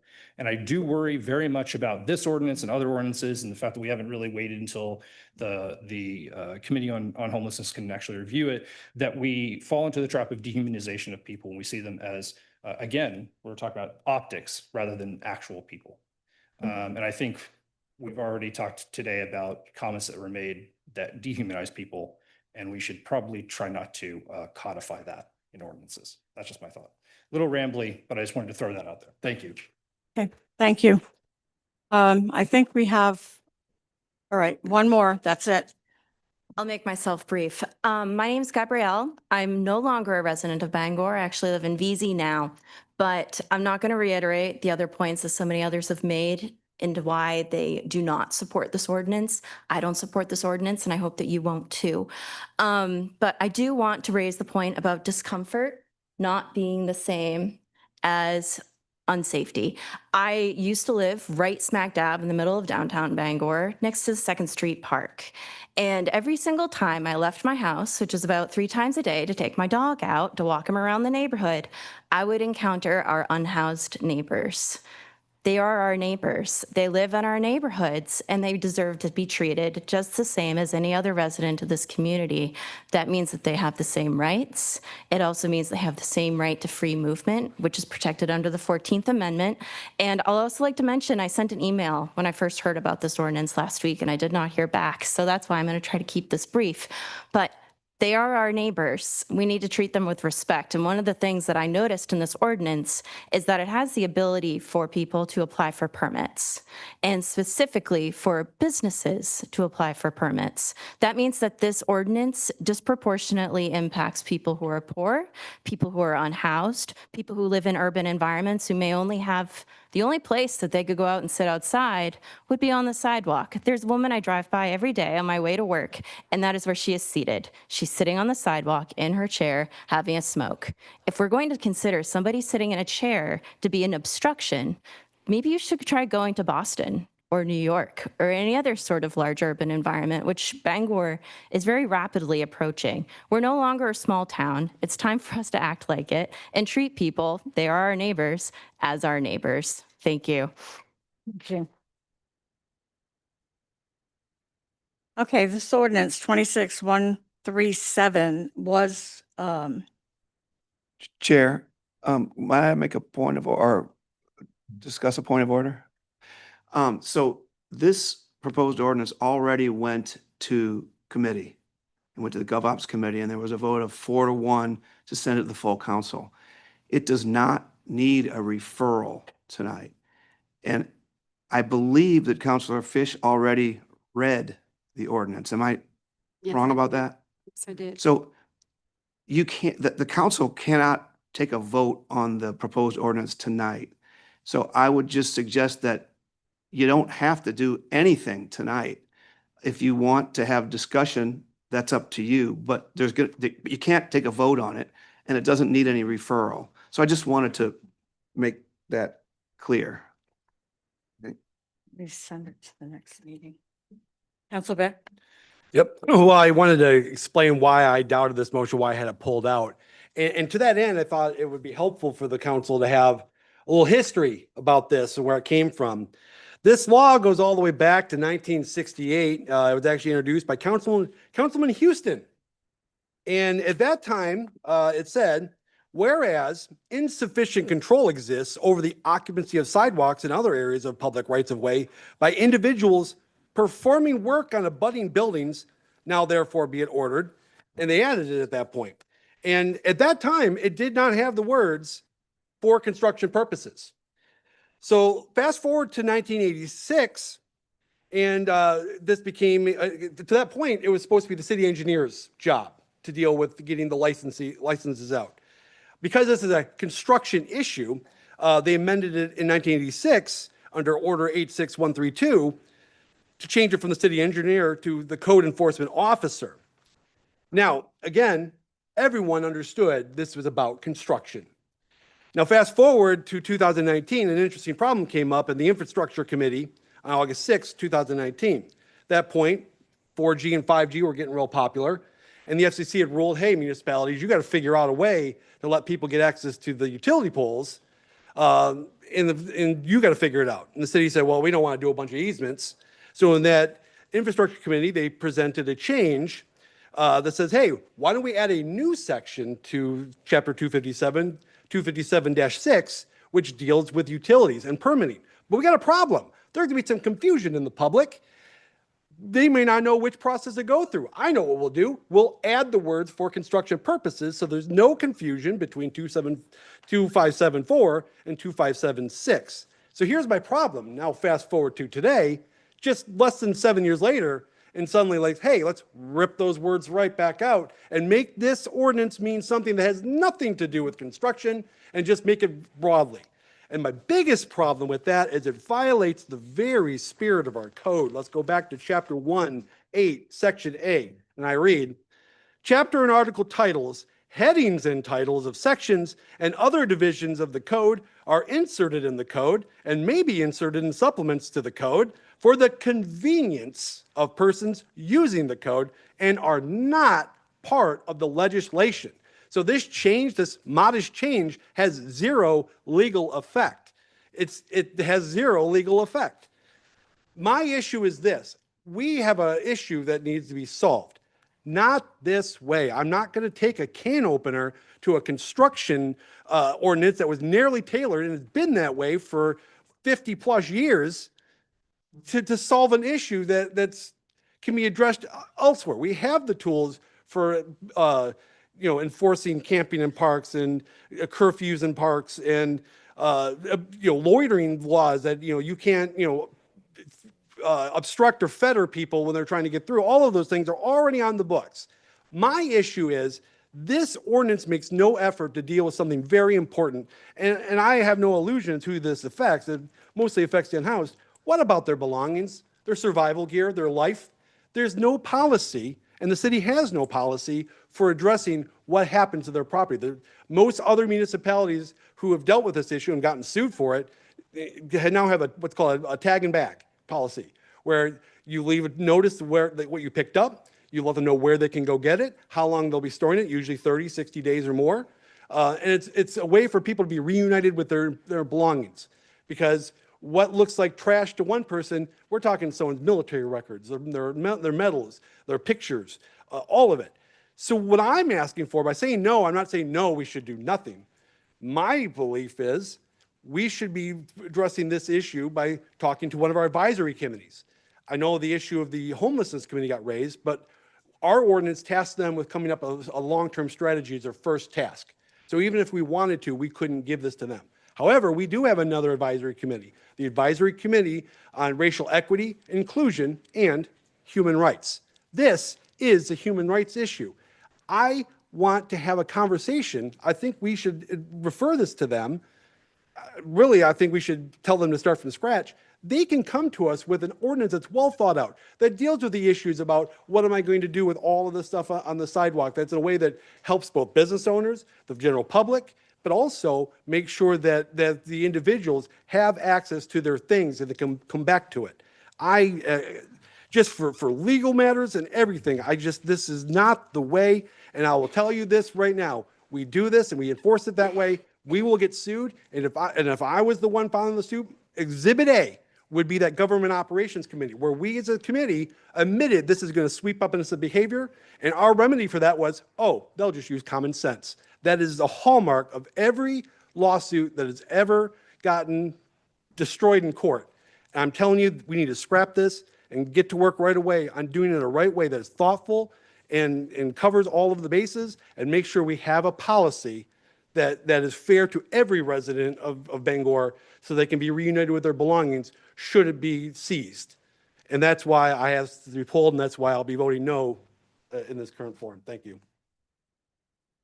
Okay, the city solicitor just told us we cannot vote on this tonight anyway. It's going to have to either go back to committee or be rewritten or what? What's your pleasure? I would make a motion that this item actually be referred to the Advisory Committee on Racial Equity, Inclusion, and Human Rights for their opinion. Second. Is this up for discussion? I mean, I don't think that this was put before the committee for a decision for this to go anywhere. I just would like to say that I do, I've thought of a lot of scenarios myself where, as it's written, it could be questioned.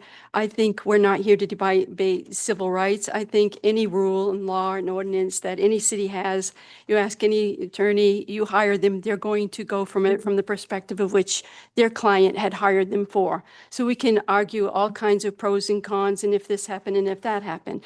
So all of our laws and all of our rules, and it could be challenged.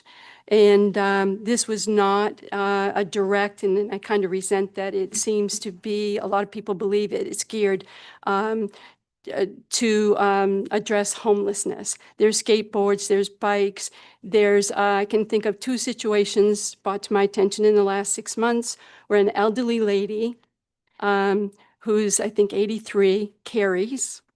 And she came to my office while there was an encampment, and an individual who was having not a good night had approached her, and being petite and very scared, that was a very scary situation. And it was on the sidewalk outside of my office. I know of a couple of young gals coming from St. John Baptist School that had an interaction. And that almost escalated into something badly. So it's not just for the unhoused, it's truly for the safety and the balanced experience for all of the citizens, taking into account our unhoused individuals and what would happen with their personal belongings, that it's their whole life. So this is not to pick on or try to hide and keep them our unhoused. I think Bangor's been very compassionate. I know we spend over $5 million in grants, where for the city our size, it's unbelievable. The resources we do provide for our unhoused and our mentally challenged people, and we've made a big effort. But we have gotten unbalanced with how much we seem to, even tonight listening to everybody, we're not talking about the elderly people that have disability, have mobility issues, the children that are trying to get to the sidewalks, just the taxpayers that pay the taxes for their use and enjoyment. It seems like we want to put one part, a huge part of our city, at a disadvantage so we can continue to give special privileges and special advantages to another group. And we need to be fair and balanced. So maybe as this is, I am for having it looked at to be more reasonable, but not have it looked at to be amended to give a certain segment of the population, even if they are homeless, an over a higher value, a higher position over another resident that may have mobility issues, or any resident that wants to access the streets and sidewalks. So I'm willing to look at this, but I just don't want the public to feel that this was deliberately thought of to get the homeless off the sidewalks. That was not the purpose. It was for safety and a fair and balanced access to our public facilities and our public streets for everyone. Thank you. Okay, so that we did complete the referral section. Well, there's a motion I made and there's a second regarding the referring this to the advisory committee on racial equity, inclusion, and human rights. Okay. Chair, there is a motion and a second on the table. There's also, looks like another counselor who would wish to have discussion on it. Go ahead. Thank you. I don't want to repeat what everyone else has said. I can see both sides because my late boyfriend had to be in a wheelchair at the end of his life, and I was the one who had to push the wheelchair, and I know how hard it is to get around in a city with a wheelchair, even without things on the sidewalk. That said, I couldn't support this in this form because by just removing for construction purposes, but we list out materials that are all related to construction, it doesn't make sense. And it's not going to address things like people. Several people have mentioned people congregating, and this in my the way I interpret it isn't going to address that anyway, because this mentions materials and not people. So I think we need to spend some more time on this. But I think we also need to look at, are we talking about things that are left on a sidewalk for days and days, or are we looking at things that are just temporarily blocking? I mean, if someone mentioned a stroller, or if someone parks their shopping cart for 15 minutes to go into a store, is that going to be a violation? Or does it have to be something that's there for 24 hours or 48 hours? Are we going to differentiate there? Also, Chapter 257 outlines penalties for violating the required license, but what about the penalty for people not obtaining a license at all? And Chapter 257 does frequently refer to licensees, but I think most of the people that are going to be affected by this are not going to be the people who have gone out to get a license. And so do they face the same penalties? That's not outlined in there. So if somebody leaves their stroller or their shopping cart or their tent on the sidewalk, but they never got a license for that in the first place, in my mind, this doesn't even address that, because they're not violating the license that they got because they never got the license. And are there going to be any warnings for people? Are there going to be additional penalties for repeat offenders? It seems like we've got a lot more work to do on this. So thank you. Okay, it's been moved and seconded that this ordinance be referred to the Acre Committee. Roll call vote, please. Councilor Beck? Yes. Councilor Carson? Yes. Councilor Dean? Yes. Councilor Falloon? Yes. Councilor Fish? No. Councilor Leonard? Yes. Councilor Mallor?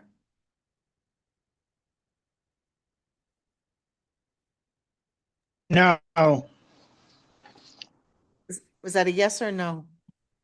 No. It's a no. Councilor Walker? Can you hear me? Yes. Councilor Walker? Yes. Councilor Hawes? No. 6 yes, 3 no. Okay, ordinance 26137, 63 will be referred to the Acre Committee. Okay, the others referrals have already been sent. We now are at unfinished business. Madam Clerk, first item. 26-095 ordinance amending the code of the city of Bangor to establish chapter 46 employee authority in immigration matters. Councilor Beck. Thank you, Madam Clerk. This ordinance establishes clear limits on the city of Bangor's involvement in federal immigration enforcement, consistent with federal and state law, in order to prioritize public safety, community trust, and the responsible use of municipal resources. The ordinance makes explicit that Bangor does not operate its departments, programs, or public safety services for the purpose of enforcing federal civil immigration laws. It affirms that city employees will continue to comply with all valid federal and state laws, judicial warrants, subpoenas, and court orders, and will continue to cooperate fully in the investigation and prosecution of criminal activity. What this ordinance does is draw a firm line between local public safety responsibilities and federal civil immigration enforcement. The ordinance is grounded in a public safety rationale. When residents are afraid that routine interactions with local government could expose them or their family members to immigration enforcement, they are less likely to report crimes, seek emergency assistance, cooperate with investigations, or access basic city services. This ordinance is intended to preserve trust between the city and the people it serves, which is essential to effective policing, emergency response, and community well-being. Furthermore, this policy ensures that Bangor's limited tax dollars are reserved for local safety priorities rather than being diverted to unfunded federal enforcement mandates. This ordinance affirms that Bangor's role is to keep its residents safe, uphold the law, and ensure transparency and accountability in the use of public resources, not to serve it as an extension of federal civil immigration enforcement. This item was reviewed and recommended for passage at the Government Operations Committee meeting at March 2nd. I think I ran into that problem last time. It actually was not. The Government Operations Committee discussed this draft ordinance at its March 2nd, 2006 meeting. After discussion, the committee voted not to recommend passage of this draft ordinance due to the legal concerns and administrative challenges with the city implementing a distinct local framework governing employee engagement with immigration enforcement officials when a new, similar state law is expected to take effect in July 2026. Instead, the committee recommended council pass an order directing the city to begin complying with the state law immediately and to formalize a written procedure to assist staff through Council Order 26-110. Council Order 26-110 was passed on March 9th, 2026. Madam Chair, I move to postpone this item until the meeting on April 27th, 2026. Second. Okay, it's been moved and seconded to postpone this to the meeting of April 26th. Council Carson? Thank you, Madam Chair. At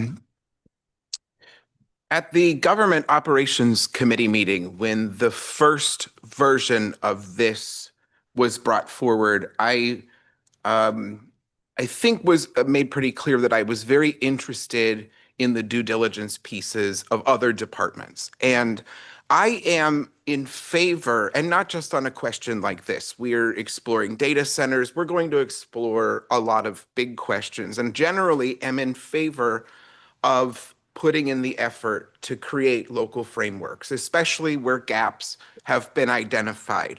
However, I am also of the mind that I believe when you work to build a local framework, that it's also important to understand potential exposure and consequences. And as a matter of due diligence, I would love to hear from the airport about potential risk, exposure, or consequences if this were to be passed in its current form. And so I really would appreciate having the opportunity of hearing from Jose if it was possible.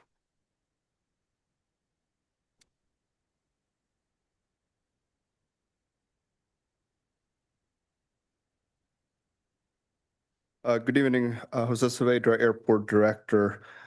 Councilor Carson and the council as a whole, I haven't had the chance to fully review the intricacies or get a expert opinion on some of the language that is in the council order as it is.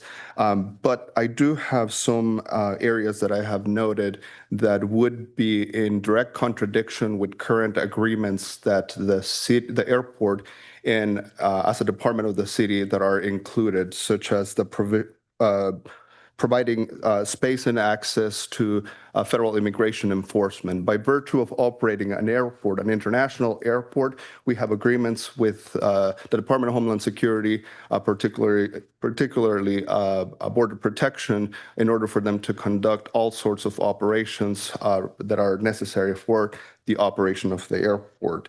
The council has approved several of those agreements over the years, and it is a key component of part of what we do at the airport. Again, I haven't had the chance to fully explore all of those intricacies of what that would entail. I think that there's a caveat clause that says that it wouldn't be applicable to some of the agreements that are in place. However, one of the concerns that I would have is after those agreements in place expire, then it prevents the airport and the city from entering into agreements to continue to provide some of the customs clearance services that are offered at the airport. And again, a variety of other implications that have not been fully analyzed that might be in conflict with the current language as it is.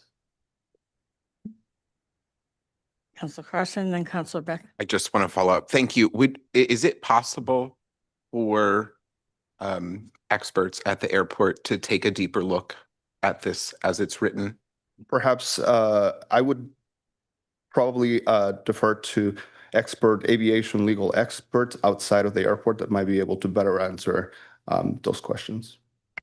Councilor Beck. My question is, so it sounds like it would be of benefit for us to postpone this tonight and provide more time for that review. In order to have a full understanding of the implications of the ordinance with the language as it is, I would say so. Councilor Fish. Jose, do you have concerns that there's potential that some of the federal funding that we very much need for runways and et cetera could be in jeopardy?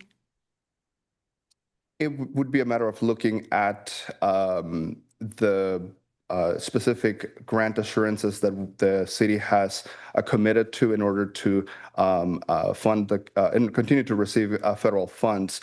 The other big component is we're a diverting airport, the first airport coming in from Europe or before aircraft leave the United States, and it is known for that capability to be able to process international flights and clear customs at the facility. So I would have some concerns in removing the airport's ability, and as a product, remove the designation as an international airport. Thank you. Is there any other questions? Councilor Dean. So my question is, has this ordinance changed since some of the suggestions had been made to change the wording? Is this the final, or was there another one that was perhaps going to take the place of this one? Go ahead. Yep, there is another one. I don't have the date in front of me, but I emailed it to everyone in council asking for feedback and review. That was the one that I was going to amend with. But knowing that there's more review to be done, I believe the solicitor and others have also asked regarding more time to review it for the department heads. So again, I think it's prudent that we postpone and allow that to happen. So just to follow up with that, so this one and the revised one would need to be reviewed by? Powers it be? My plan was to amend by substitution. So the one that went out to council would also go to all of the department heads who would be doing the review. Councilor Fish. Yeah, I would like to see this referred back or delayed because I would like to also hear our attorney's concerns as far as other funding or potential liabilities. And, you know, I think sometimes things are well intended, but we have a city with a lot of federal funding, and Washington holds the strings, and sometimes when they misbehave, they can hold back a lot of funding. And I'm curious as to what our city solicitor has for concerns about potential negative fallout.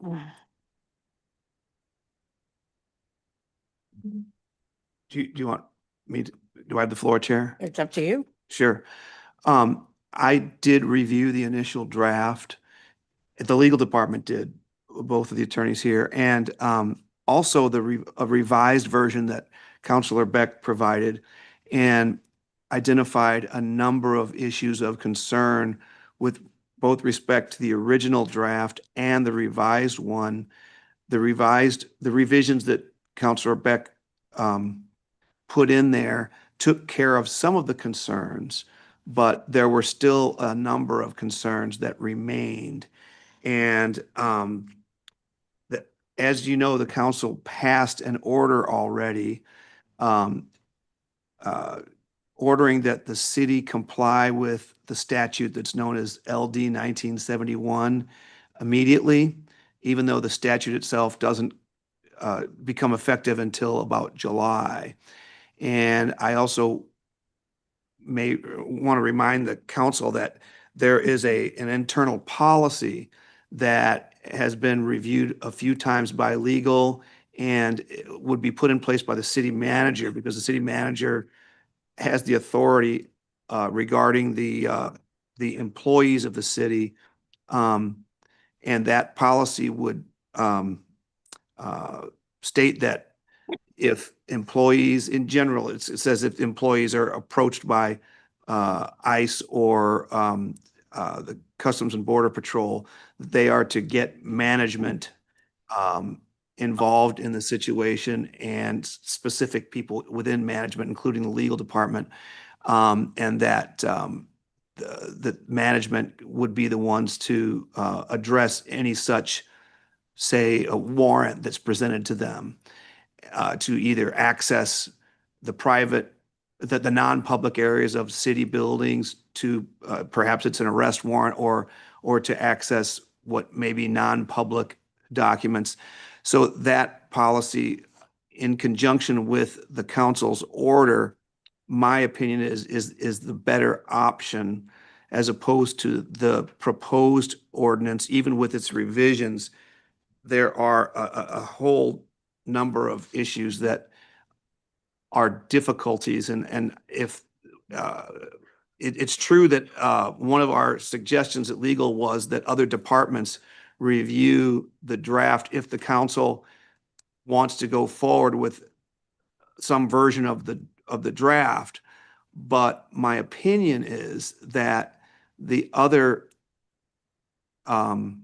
avenues, that the one that the council's already taken and the one that they directed the city manager to take, is a better option than trying to continually revise this draft.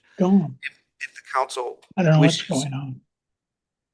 if the council wishes for the legal department to go down the long road of trying to address all of these issues, I'm sure that airport council, the experts, the airport expert council, will probably identify at least the ones that we have identified, maybe more.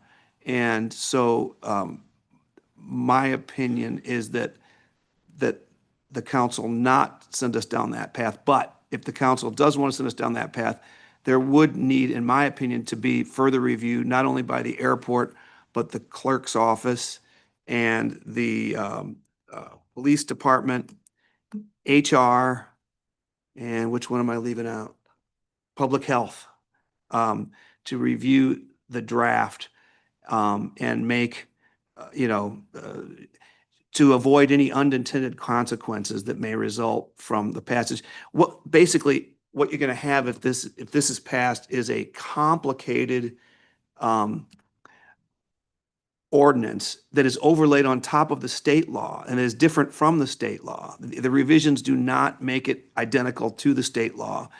It is also more ambitious than other places like Lewiston when they put together an ordinance. It would be farther reaching than that. And there are, so one of the problems that I mentioned when this was in front of the committee was that the first draft has a training section in it to train every employee in the city on these complex legal issues that are in here. The second draft that Councilor Beck submitted removed that training requirement. The problem is that the draft, even as revised, continues to require every employee to comply with these complex legal terms and issues that are in here, which would be on a split second, well, not split second, but if they're confronted by ICE or CBP, it would be a matter that they would be under pressure, whereas the policy that will be in place and the order that already is in place covers these issues in a much more direct and a simpler way that would avoid the potential liabilities of employees perhaps not following the provisions of the ordinance for all kinds of reasons, and then the city ending up with potential liability for violation of the ordinance. I don't have time during this talk to go over all of the issues that were addressed by legal, that were identified by legal in the draft, but I'm sure that the airport council will also see those issues. And so my recommendation is that the draft not be sent further on. But if that's what the council wants to do, then we can try to do that. Go ahead. So is it your recommendation as it's written tonight, if we pass this, you're comfortable with this, that has instructed staff to have guidelines as to, what to do if ICE shows up, where if we want to pursue making amendments to what's written tonight, then we have to go through a continued legal opinion in different departments, Department of Health and at the airport. Is that what you're saying? I'm not sure I get So your whole question. If we're voting on it as written tonight, to pass it as it is. What's in front of you tonight is the first version. The amended version is not in front of you tonight. Yeah. Right. And so, but my recommendation really has to do with both versions. So.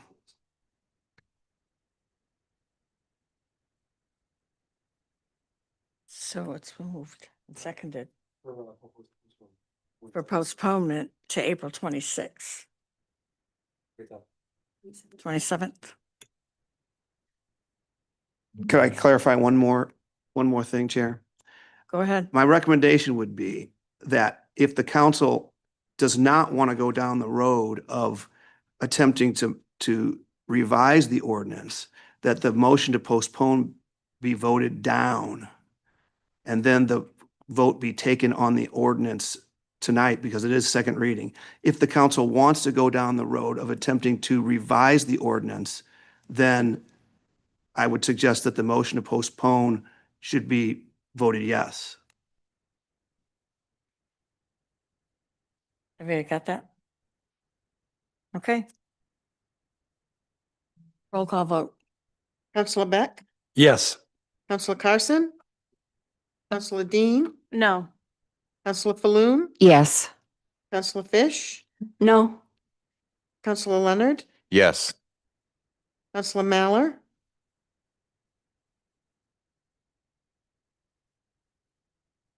you're muted. Is he muted? I vote no. You. Counselor Walker, Yes. Counselor Hawes, No. 5 yes, 4 no.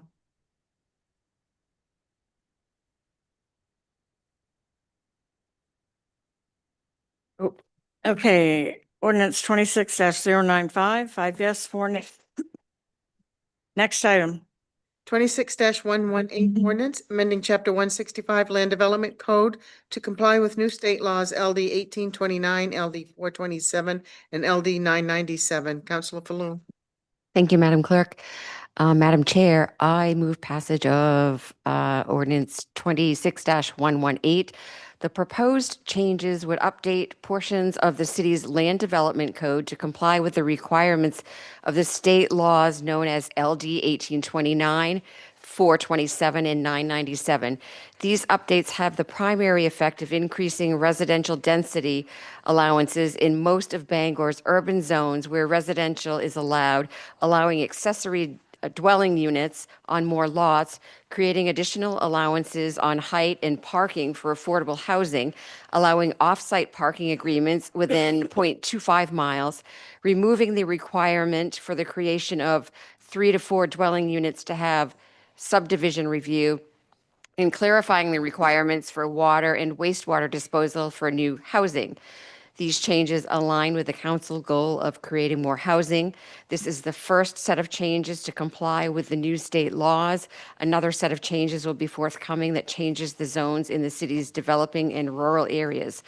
This item was reviewed and unanimously recommended for passage at the Planning Board meeting on April 7th, 2026. Okay, ordinance 26118 has been moved and seconded. Councilor Beck. Just to make a statement of thanks to, the planning board and the staff. I know there's a lot of changes happening with the state, and the fact that everyone's working so hard to keep us up to date and keep us in compliance. Thank you. I know this is a lot of work, so thank you. Roll call. Counselor Beck, Yes. Counselor Carson, Counselor Dean, Yes. Counselor Falloon, Yes. Counselor Fish, Yes. Counselor Leonard, Yes. Counselor Mallor, Yes. Counselor Walker, Yes. Counselor Hawes, Yes. 9 yes, 0 no. Ordinance 26118 has passage, 9 yes, 0 no. Next item. 26-119 resolve authorizing the city manager to accept and appropriate $426,533 for the Rural Health Transformation Program Nutrition Education Program from the University of New England. Counselor Walker. Yes, thank you, Madam Clerk. I move passage for 26119. This resolve will accept and appropriate $426,533 from the University of New England for the Rural Health Transformation Program Nutrition Education Program. Bangor Public Health and Community Services has been implementing SNAP Ed programming since 2012. Federal funding for the SNAP education program was ended nationally on February 28, 2026. In response, Maine DHHS dedicated new federal Rural Health Transformation Program funding to nutrition education. UNE is the implementing agency for the program. Funding is for a 5-year program with year 1 funding beginning May 1st, 2026. This funding will allow an important program to continue operating despite the loss of federal funding. In FY25, Bangor Public Health and Community Services SNAP Ed nutrition educators provided nutrition education to 3,557 youth in 25 schools and 266 adults in Penobscot and Penobscot counties. These participants qualify as low income. The program helped teach participants how to stretch food dollars and make healthy choices. As a result of this program statewide, 45% of adults increase eating vegetables, 27% of adults increase use of a grocery list, 53% of teens increase use of nutrition facts labels, 17% of youth increase physical activity. This item was reviewed and recommended at the Government Operations Committee meeting on April 6, 2026.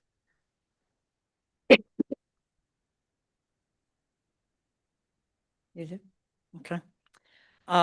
Resolve 26119 has been moved and seconded. No discussion. Roll call, please. Yes. Yes. Counselor Dean, Yes. Counselor Falloon, Yes. Counselor Fitch, Yes. Counselor Leonard, Yes. Yes. Yes. Yes. Yes. yes, 0 no.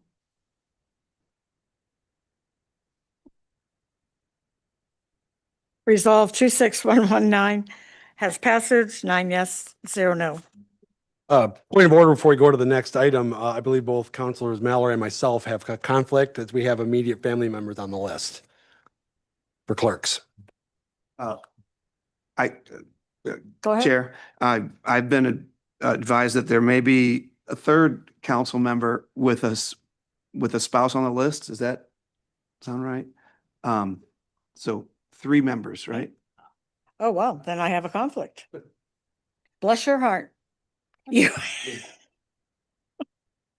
I think to be proper procedurally, the council should take a vote on the fact that 3 members have a conflict, and then needs to be a vote.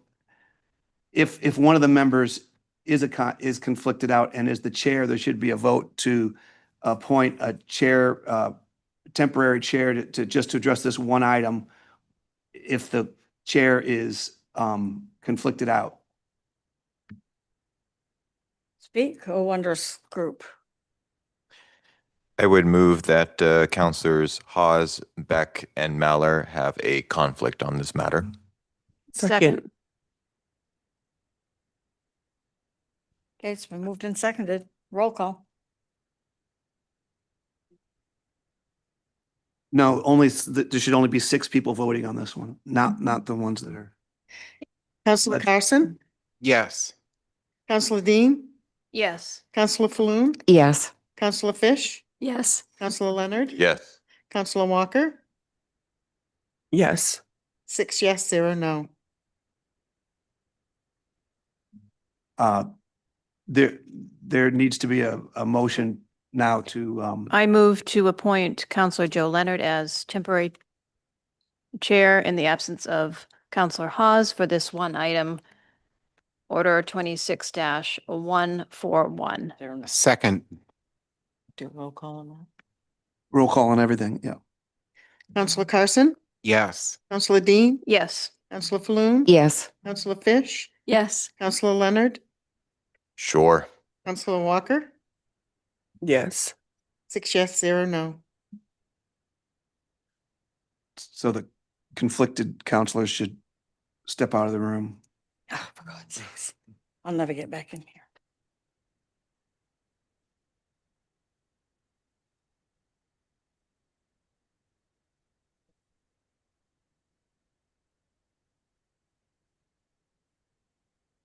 Okay, I think we still need to, did Councilman Walker, did you read through this yet? No, it hasn't been read yet. Oh, okay, I'll wait on your read through and then the motion second. For Council Order 26-141, appointing city clerks under new business.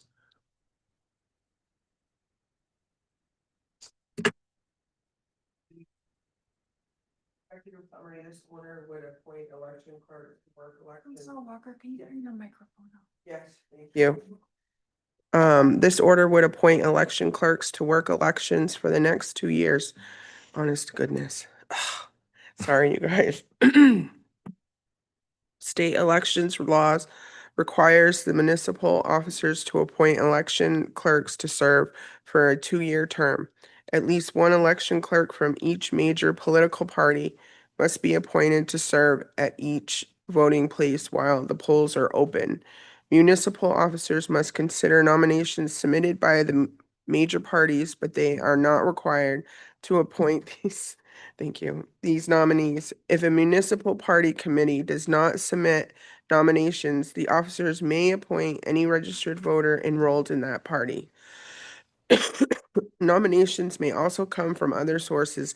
If a minor party committee submits nominations, at least one of those nominees must be appointed. Additional unenrolled or minor party clerks may be appointed if there are not enough major party clerks available. If vacancies remain for a specific election, the clerk or warden may make temporary appointments. The attached list of election clerks includes individuals who have requested to serve as well as those who have served in prior elections. Neither major political party submitted nominations. Second. All right, so it has been moved and seconded. Any discussion on this item? If not, I will call for a roll call vote. Counselor Carson? Yes. Counselor Dean? Yes. Counselor Falloon? Yes. Counselor Fish? Yes. Counselor Walker? Yes. Counselor Leonard? I will be a yes. 6 yes, 0 no. Order 26-141 has been passed.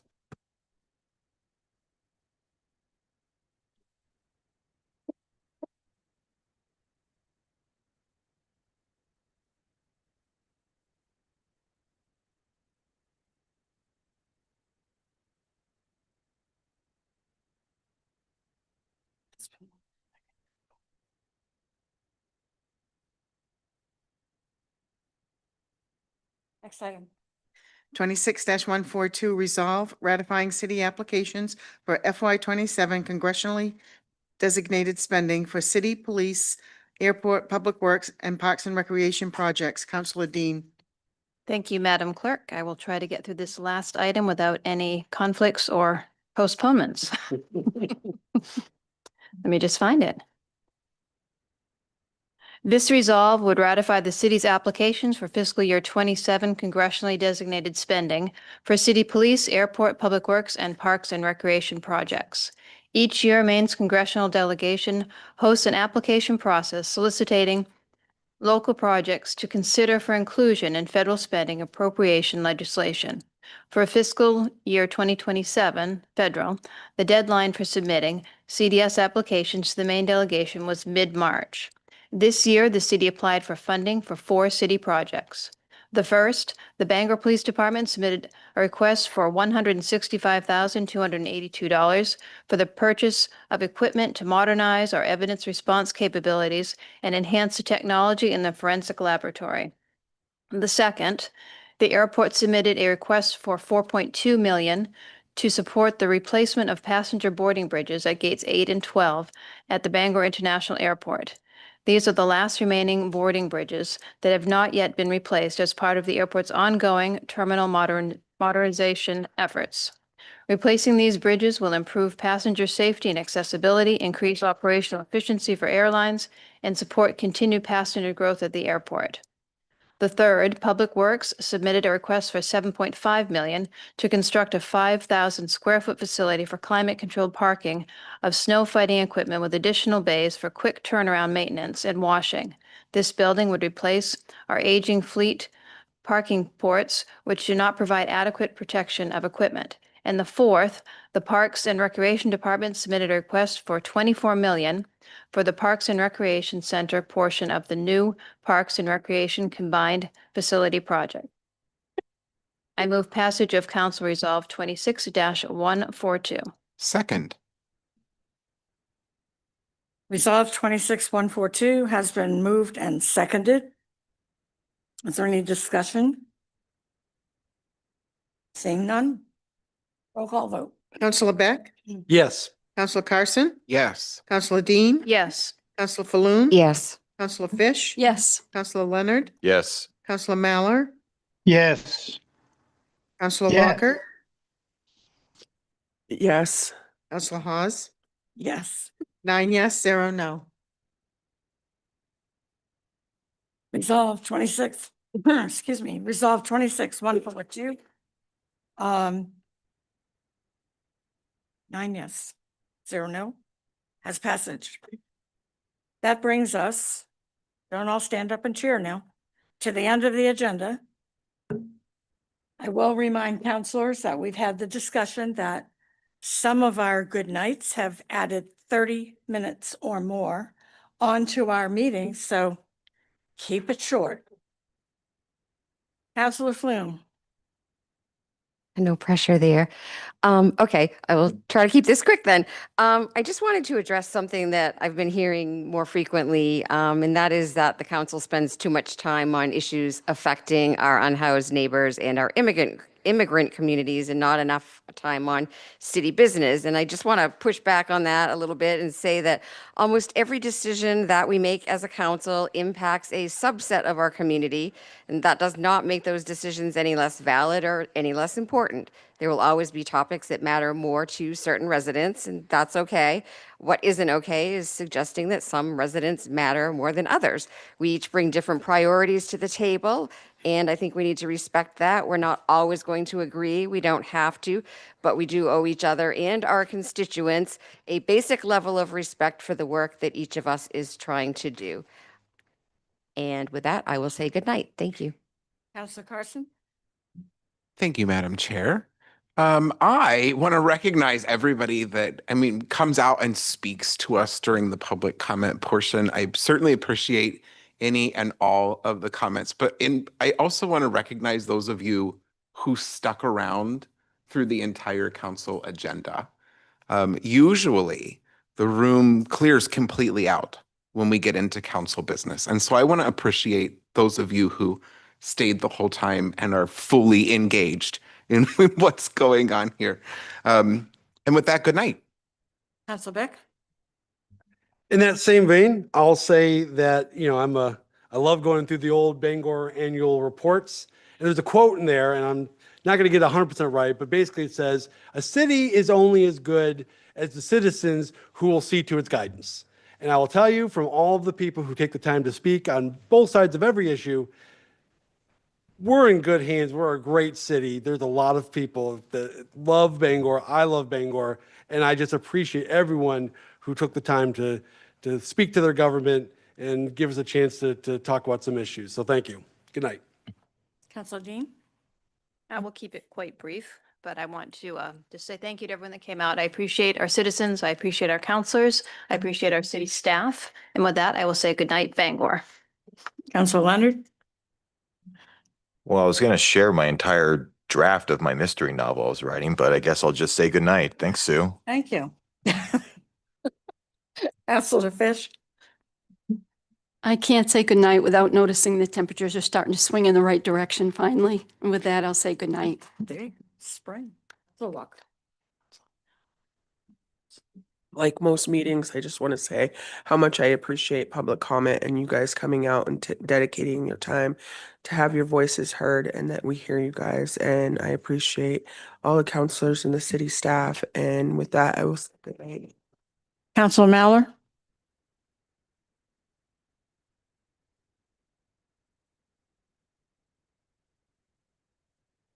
Good night. Okay, with that, thank you all for attending and your participation, and have a pleasant evening. What's left? Good night.